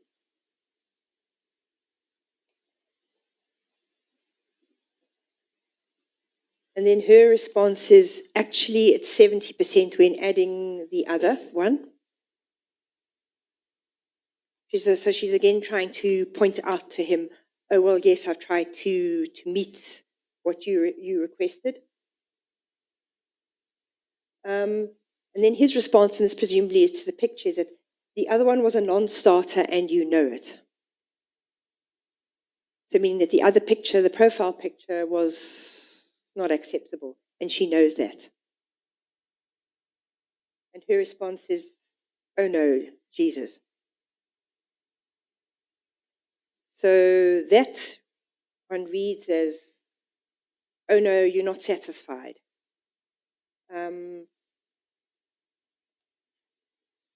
It's now 21:43. She still hasn't sent him the photograph, and he's asked a number of times for the photograph.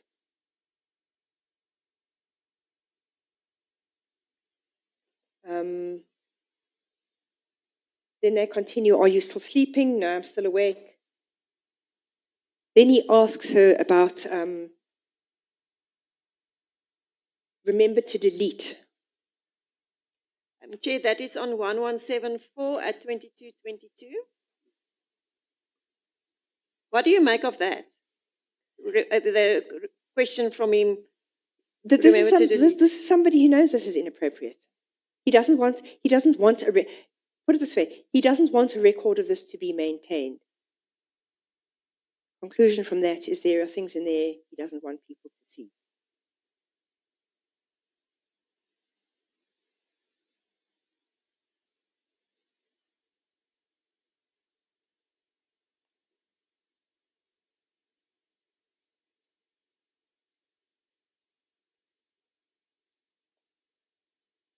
Then we go back to, then we look at 2622, where the question is 50% minus 20%, and her response is 100%. That is on page 1176, Chair.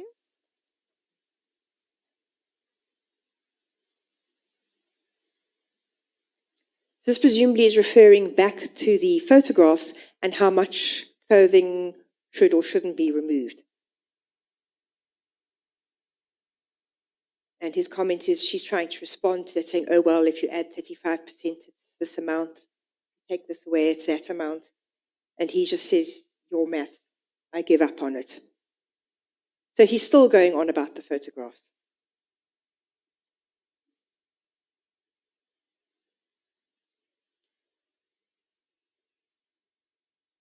So if you look at this, there are up to 11 different requests from him, or different ways in which he keeps asking for the photo. So even her saying, I will do, also, he doesn't want to take her word she's going to do it. It's, I want it now. Where is it? What's happening to it? Can it be like this? So there are a number of requests here for the photo, or discussions as to what should or shouldn't be in the photo. This is not something he should be asking for in the first place. And he doesn't explain what he wants the photograph for. The rest of the world is happy enough with a profile pic. Why does he want something different?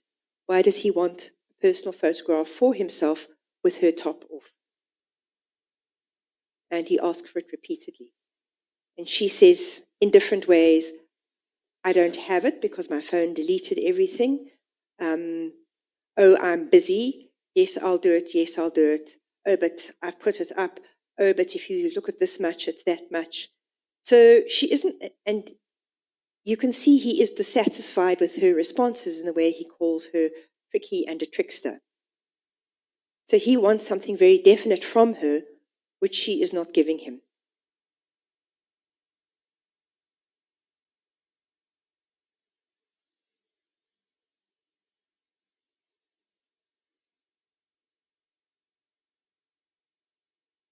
So the question that arises from that, if somebody's asking you for something and they don't give it to you, what conclusion should you draw about how willing they are to give that to you?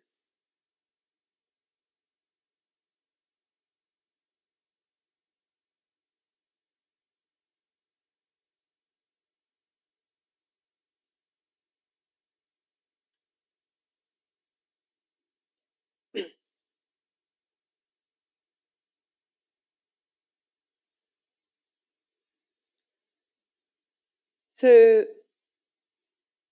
if we look at the 9th of June at 5:33,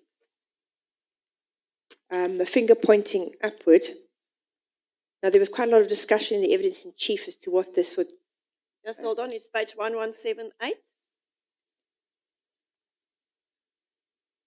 Sorry for interrupting, yes. That's okay. So at 5:33 in the morning is pointing upwards, which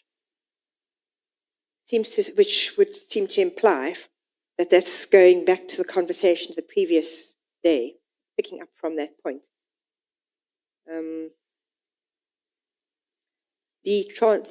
There's a lot of discussion and debate in the testimony, but it seems to be that what is meant here is, I thought you would go down, which the complainant says she interpreted to mean, I would send you a photograph of private parts. And then her comment is busy at work. So there isn't much of an engagement on this day.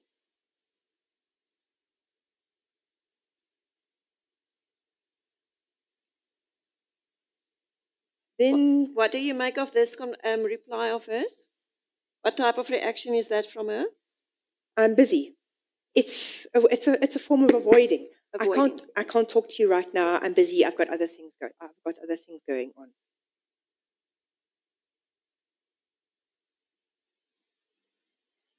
And then I see later that afternoon at 17 minutes past 5, she still told him, still busy at work. Yes. No other conversations that she only replied twice on that day, and both of the times she said she was busy. What do you make of that? She didn't want to engage. She was, I think when you look at somebody who is not enthusiastic, and I read that she is unenthusiastic in that she does not immediately rush. She's got a phone. She could potentially go and take her. Here she is familiar with how to use her technology, and she uploads profile pictures quite often. She would know how to go and take a photograph, her top off, and send it to him. She knows how to do that. She has the technological know-how, and she has the equipment. If she was enthusiastic, she would send it straight away. But it isn't sent straight away. Was it sent? No, not that I can see. So I think it's, again, looking at the full context of these pictures, like the repeated requests to let's meet up and be intimate. That's not ever done. So I think what you have to look at here is how much enthusiasm is being expressed. How willing is the complainant to do these things? And the overall picture one gets is there is not great enthusiasm, there's not great willingness on her part.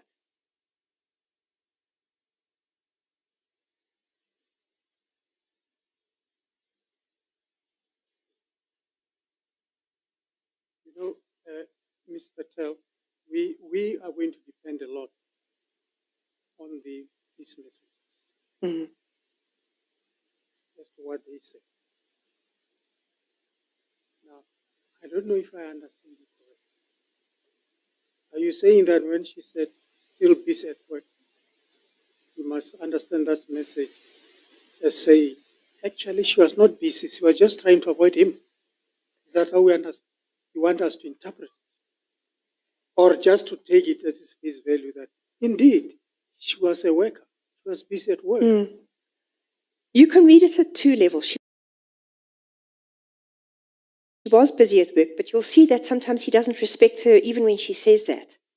But what I want to say is that sometimes when people are not enthusiastic, you need to look at their communication at two levels.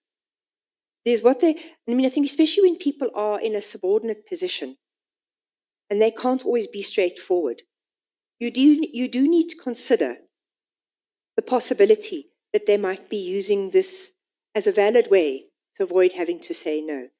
You do need to consider that. But that is what you're doing.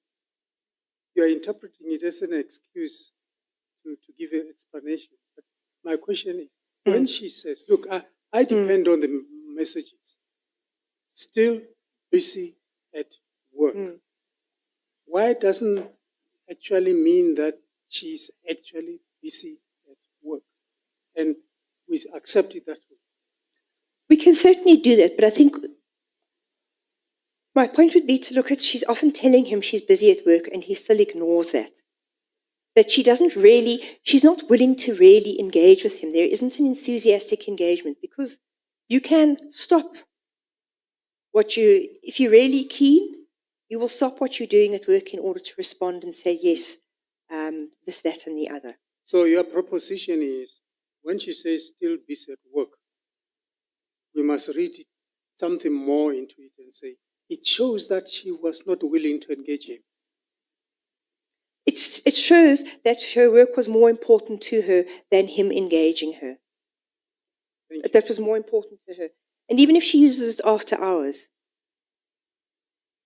her work, she has other priorities.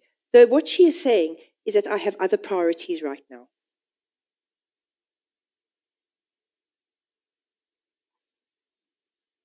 No, I understand that. My concern was, are you going so far as to say she has got other priorities, right? Because she's busy at work. But are you saying to us, we must go beyond that and actually say, that message indicates that she was not keen? Is that what you're telling us? If you look in the overall context, you can put it this way. There are other things that are more of a priority to her than engaging with Judge Mbenenge. You can see this with when she says to him, I need to do my ironing, which is later in it. So there are ways in which she says to him, I am busy with other things, I can't talk to you now, which is saying this is not a priority. I think you understood my point. I understood what you're saying. Did she converse with him that day? No. All right, you can proceed. Okay, so we have another couple of days where she's also talking about busy in motion court and urgent that took forever. Talking a little bit about what was taking forever, expressing him expressing respect and appreciation for their work. That kind of conversation for the next few days.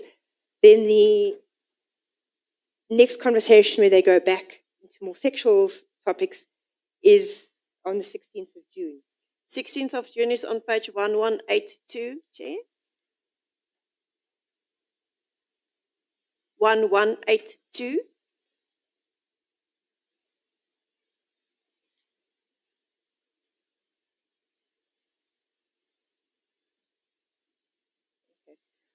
So there is a conversation about stress at work, which she's talking about the difficulties with the court manager and how it has left her. And he then says something about, gives an indication. Try and find it.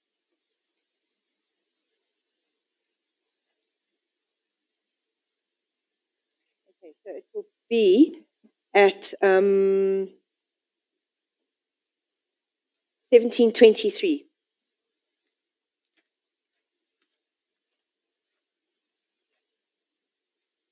Chair, that will be on page 1190.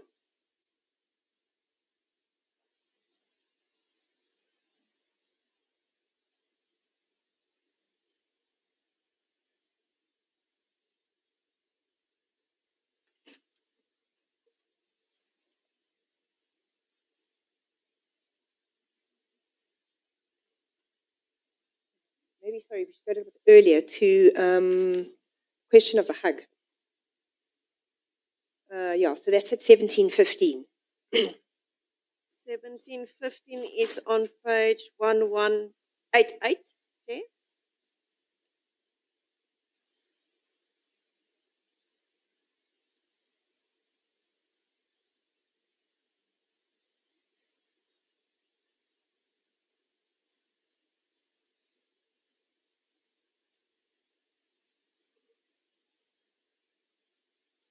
The 16th of June is a public holiday in South Africa, so this was after hours. What do you make about that? If you have any comments on that? Well, again, I think it's going back to the fact that it's again blurring these workplace boundaries. not a work day.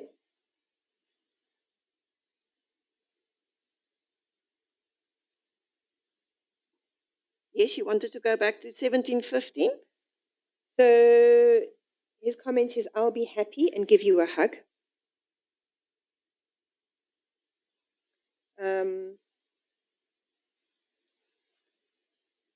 She makes a response about. Just make sure you're. Oh, sorry. She makes comment about you disciplined. Once you have a principle, you'll be like an eagle. And then she commenting directly on the hug, responding or replying to that text.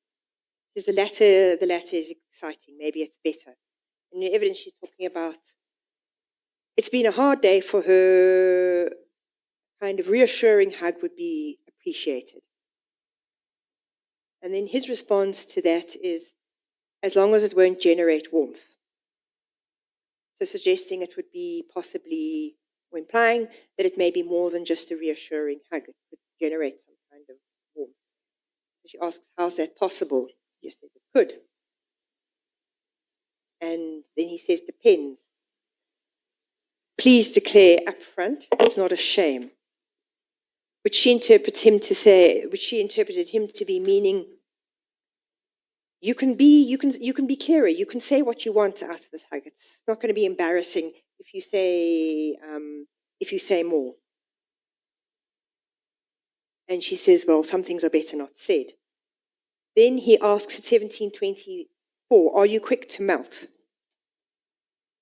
So again, asking about what would, if I'm hugging you, would you be, I'm reading it back to her, because it's within the context of the discussion around the hug, would you melt quickly? Would your defenses be overcome? Would your desires be aroused? Would you melt in my arms? Would you melt? She says, depends. What do you make of that answer first? Depends. Are you quick to melt? It's quite non-committal. It depends on the situation. It's a very neither here nor there response. It doesn't tell you. It's a very general response. Anyone could make it. It depends on what situation. And you can see, for him, it's not clear what she's saying. So he says, depends on. This is the first thing you're thinking. So she doesn't respond immediately. Now, are you still thinking? Presumably on the depends, which is what he puts underneath. Are you still thinking? It depends on. And then her response is, no, I'm not thinking, I'm cooking. So again, I am doing something else, like I am busy at work, I am cooking.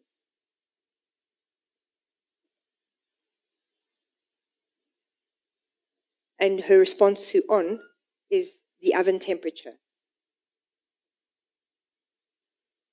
So he laughs and then deletes her emojis. And then there is him saying, question he asked, and then deletes it. But you can see the question is there because she replies to it. If you happen to have melted, step one. So the way I read her response is she's tried to shift, is that firstly she's tried to shift the conversation away from melting and hugs and warmth into, this is what I'm doing right now, and it's cooking. I'm cooking right now. So she's tried to shift the conversation away from discussions about melting, warmth, hugs, and the liking. And I am cooking right now. It's back to like, I am busy at work. I am now cooking.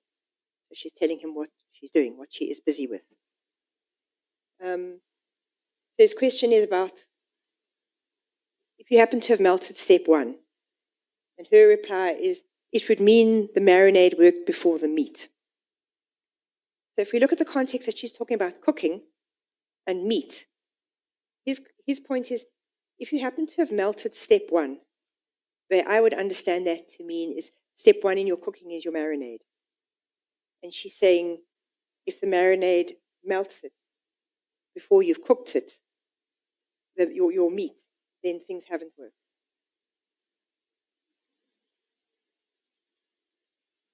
If you happen to have melted, step one, she's marinade has worked before you've even cooked it. So he agrees.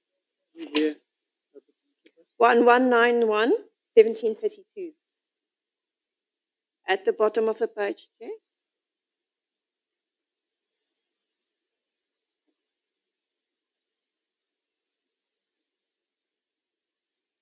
Yes, you can continue.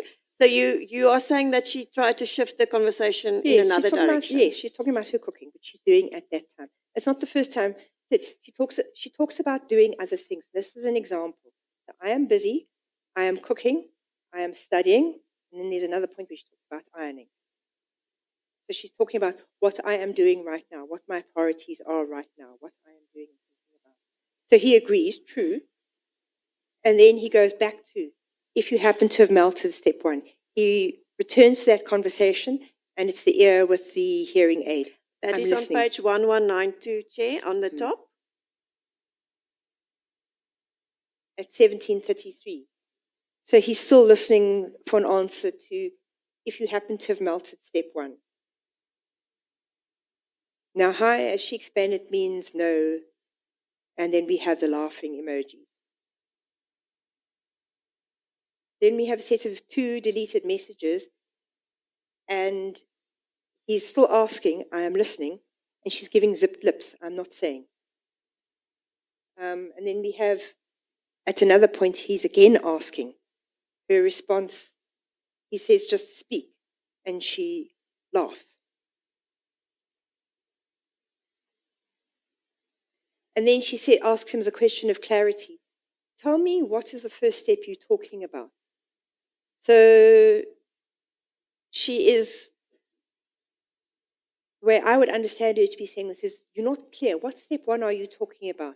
So you can see that he's trying to suggest some kind of sexual innuendo with, from this, what if it generates warmth? What if you melt? There is an attempt to perhaps infuse a certain sexuality into the conversation.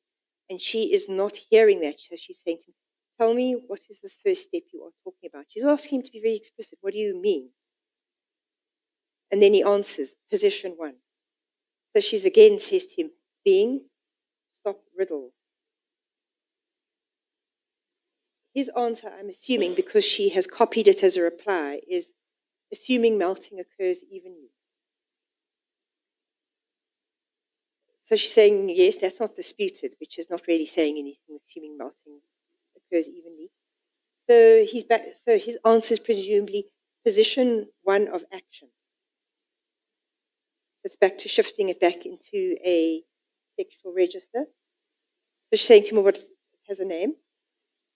He must have presumed, one assumes he may have responded. Because you have 2 deleted messages and then the question, and you. That is on page 1194, Chair.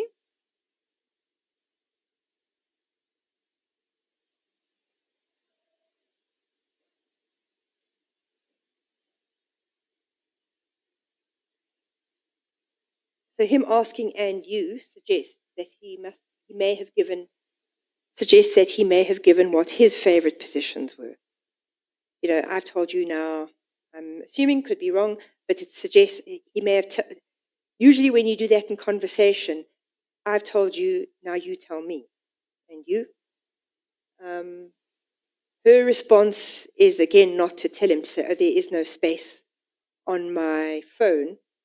And I don't want these messages to be seen. So she's still not telling him. She's just saying, I'm deleting them. He agrees with her, and then he returns.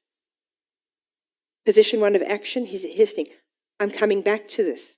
This is repeatedly bringing her back to this point of, I want to know.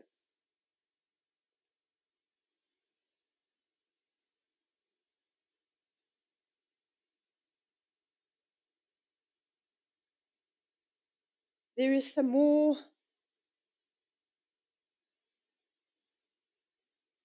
Yeah. Then there is again listening, and then there is a message that it seems like he might have deleted because she's replying to it, but I can't find it in the text, is where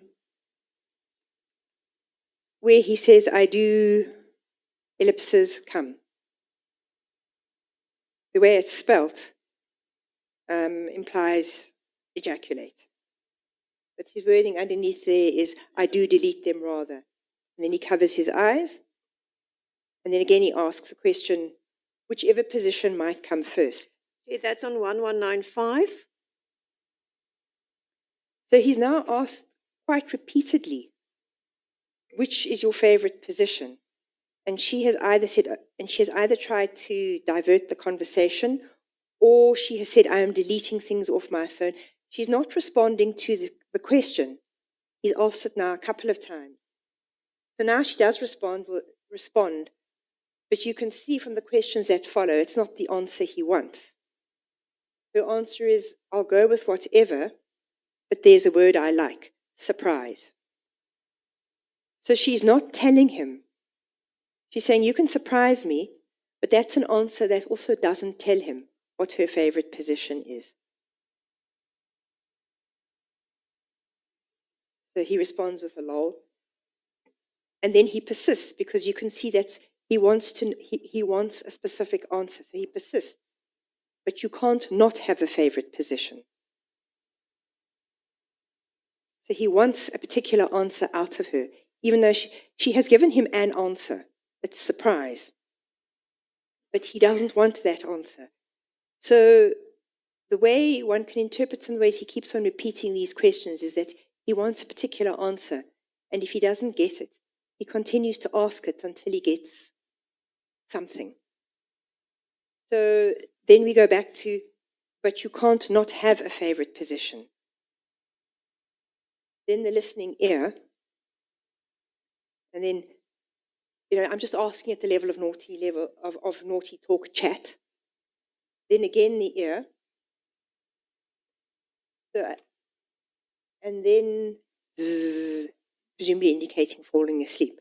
So here we have her last response is at 6:15, or 18:16. He's asked at 18:39, he said lol, with you can't not have a favorite position, followed up by the listening ear.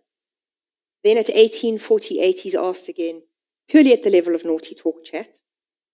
Then he's put the ear again at 18 minutes past 8.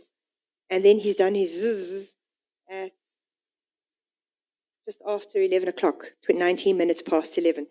So he's asked her and she has not responded. She has said nothing. And then on the 17th of June, it looks as if he's picked up the conversation again. He starts off the 17th with, they say you do not get into them. So since you get into positions, I'm assuming that he's still referring back to the previous night's conversation. Just to quickly, are you now on 17 June at 1938? Yes. What we got during the evidence was that he told her that she must not go to work. Oh, okay. So that it is not in relation to the previous conversation. So at any rate, the last conversation ends with him commenting 1, 2, 3, 4, 5, 6 times and her not responding. And then she's again commenting on what's happening at work.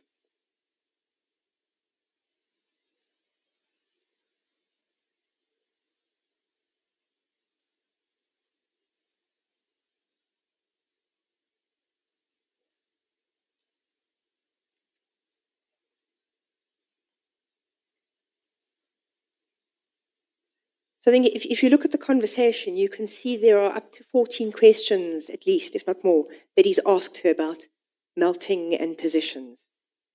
So they've been repeated in various ways because he wants to know. And the best he could get out of her was surprise. But you could see that's not as satisfactory because it's followed up again.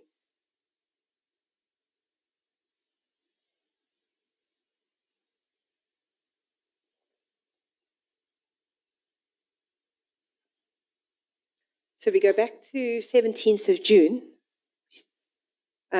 which still continues with the conversations about positions. And it starts at 21:27.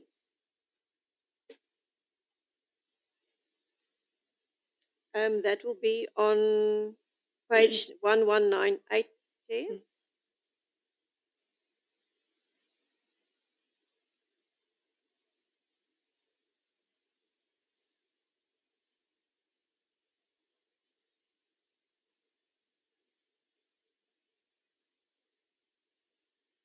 Yes, you can continue. So now, I mean, she's already told him it's been a rough day at work. And she's talked about the urgent application and the strike. So at 21:27, he goes back to, where were we last night? We were warming up.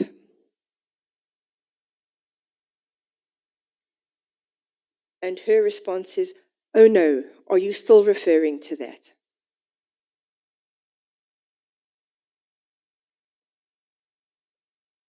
That, again, is like, oh no, are we going there again?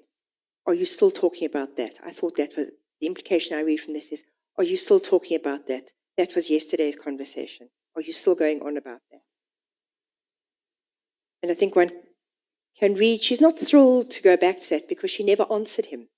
He continued asking questions about her favorite position, and that's how the evening ended. And he was still asking her, and she was not responding. So she's, which if you're being asking those questions and somebody is not responding, that's not something they necessarily want to respond to.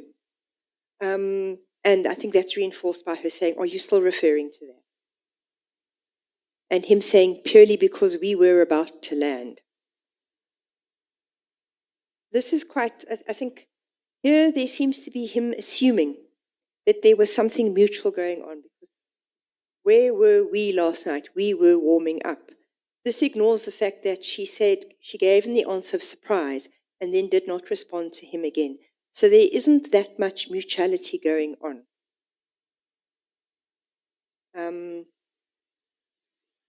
Because we were about to land. Even though she did not respond to him, he is still seeming to think that there was something mutual going on there, that she was telling him what her favorite position was. And then her response is, the exhaustion is extreme. I'm about to sleep. So I'm extremely tired. I want to go to sleep. This is not the time for the conversation.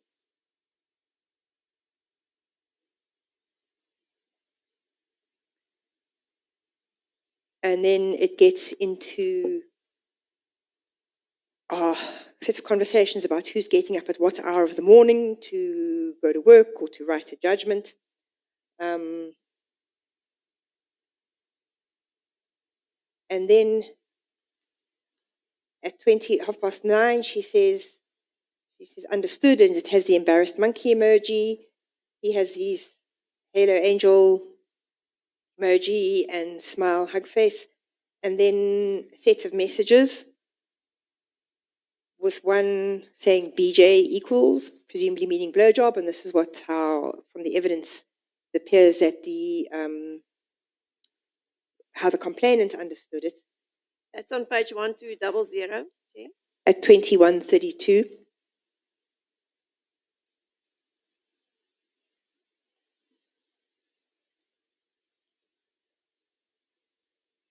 So although she has told him that she's tired, she's exhausted, it's been a long day, he is still continuing to message her. And it would seem from this, it has sexual content as well.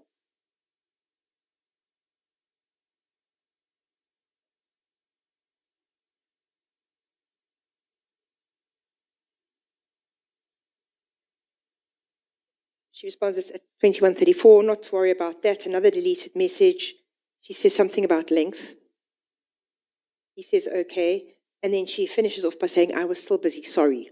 So presumably explaining why she's not responding to him.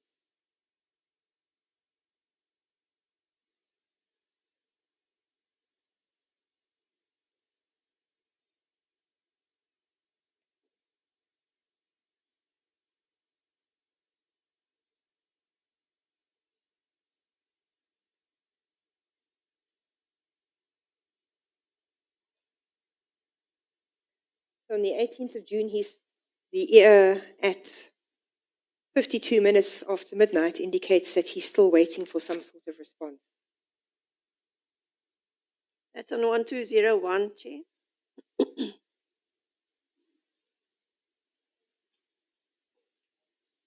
One.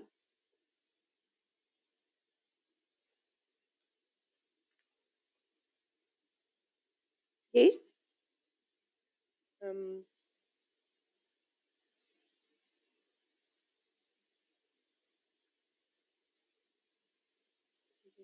She's getting ready for work. And then this again appears to be a sexual suggestion around especially rare things.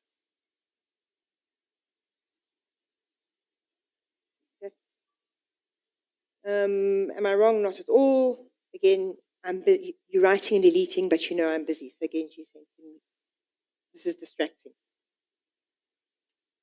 And he says he's distracting because he doesn't want to distract.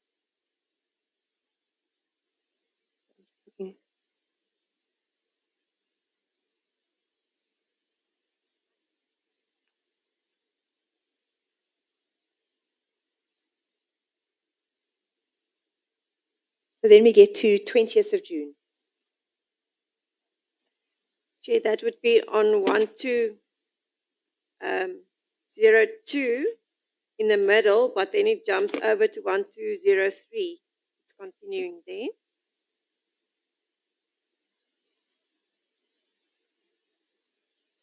So we go to 22-23. 2022-23. Sorry, say again, 22-23. Yeah. Of the respondents' messages. It's 1203, Chair. It's on the bottom of the page.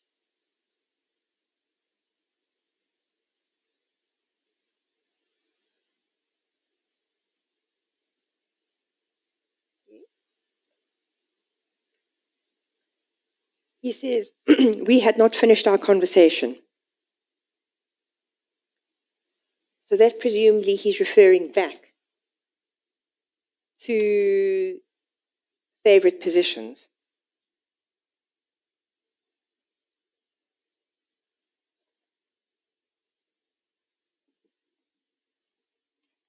She does the embarrassed, and he says underneath there the other day. So there's previous comments about our conversation, we were about to land, etc. That's the meaning one takes from that. So she has her embarrassed monkey emoji and face, and I am so lazy. Looking at her evidence in chief, the interpretation seems to be settled on, I don't really want to get into this. I don't really want to have this discussion.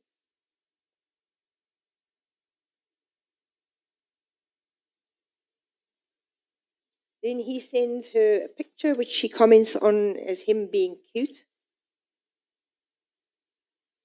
And then, to do what? You make me shy. In what way? And then we get to her saying, I'm in East London, it would be better if we could meet face to face. Chair, that will be on page 1206.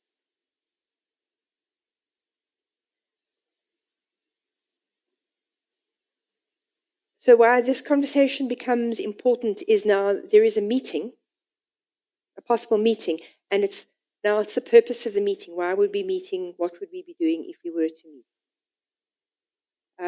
So in East London, where she's working, retirement of her grandmother, and then he goes from, so it's 10:30 from her, talking about the retirement of her judge. He says, okay. And then he jumps from the meeting straight into, you reckon we can be intimate this week? Yeah, that would be on page 1208 on top.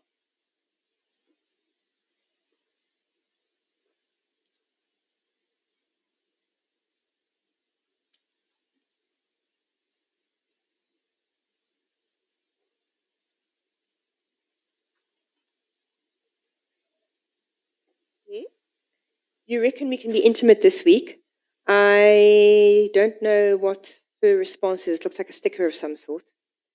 And then he follows up at 22:32 to say, I'm just asking.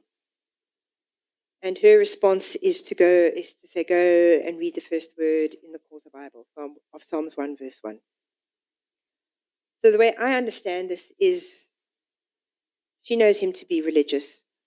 She's reminding him of that and referring him to read the Bible. She's giving him, the Bible is a guide to moral conduct. So when you refer people back to the Bible, you are often, one of the things you are doing is you are reminding them of moral behavior and what does the Bible say about what is moral and how we should behave. She also said the reason why she referred him to that specific verse in the Causa Bible was because of the first word. Yes. And she actually says that in her WhatsApp. And he says, he obviously doesn't go and look. But says, what does it say? Please remind me. And she says, I wanted you to Google or peruse it. I wanted you to go and read it. I wanted you to see for yourself. That's on page 1209, Chair. Please. Sorry, you can continue. Okay, so his response is at 22:34 about not associating with evildoers. So even if he leaves the word no, he's got the gist of it. Can we be intimate? And her response is, don't associate with evildoers. That's not exactly a sign of, that's not an enthusiastic yes to what he's just asked. Wow. So again, explain. She says Psalms 1 verse 1 in capitals. Hi, no. So she's very clear. His response, you reckon we can be intimate? No. If you reach a convenience. Yes, it's almost lunchtime, so just maybe finish this conversation where you think it's appropriate for us to adjourn for the lunch break. Yeah.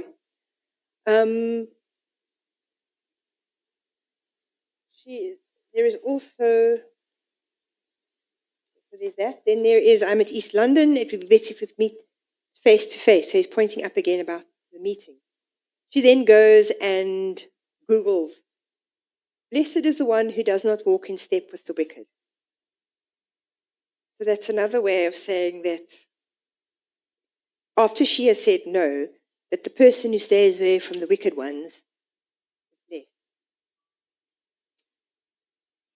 She says to him, we should look at each other, not be intimate. So she's saying to him, I would meet with you, but it's under these conditions. It's that we look at each other. We are not intimate. She's being very clear. No, I am not going to be intimate with you, but if we do meet, it will be to look at each other. It will not be anything. It will not be anything other than that. Let me go back to him waiting for an answer, fanning himself, or a gif of a man fanning himself, and again saying, he's previously said, what if we melt, which is not impossible. So he suggested, what if our feelings overcome each other? And then, which would be reinforced by the picture of the man fanning himself, presumably being overcome by heat and emotion. And she responds to his comment of, it's not impossible with, it is impossible. So she has been quite clear. No, don't associate yourself with wicked people, with evildoers. It is impossible. But we can meet in order to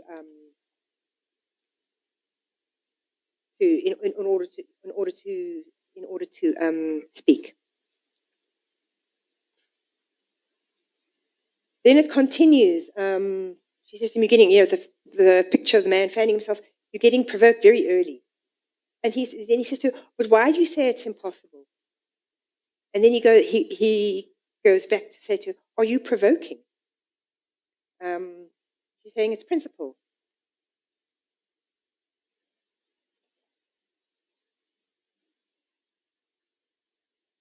And then he continues on with, I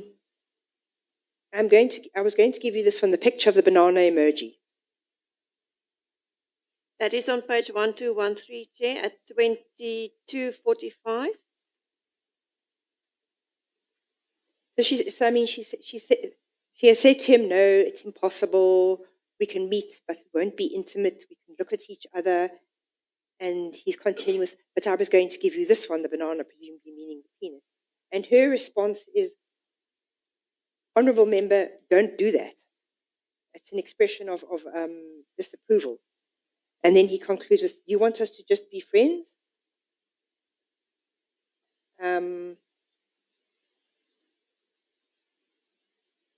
He's again listening for a response. She's saying, you're quiet. And she says, I don't have any answers. I'm just trying to see what I can do to wrap up quickly. We can continue with this one after lunch, Okay, all right. if you feel Yeah. that it's more appropriate. If you have Because more it to is say quite about. a long. I don't want to gloss over and jump things. Thank you. We can then continue then with this after lunch. We'll come back 2:45.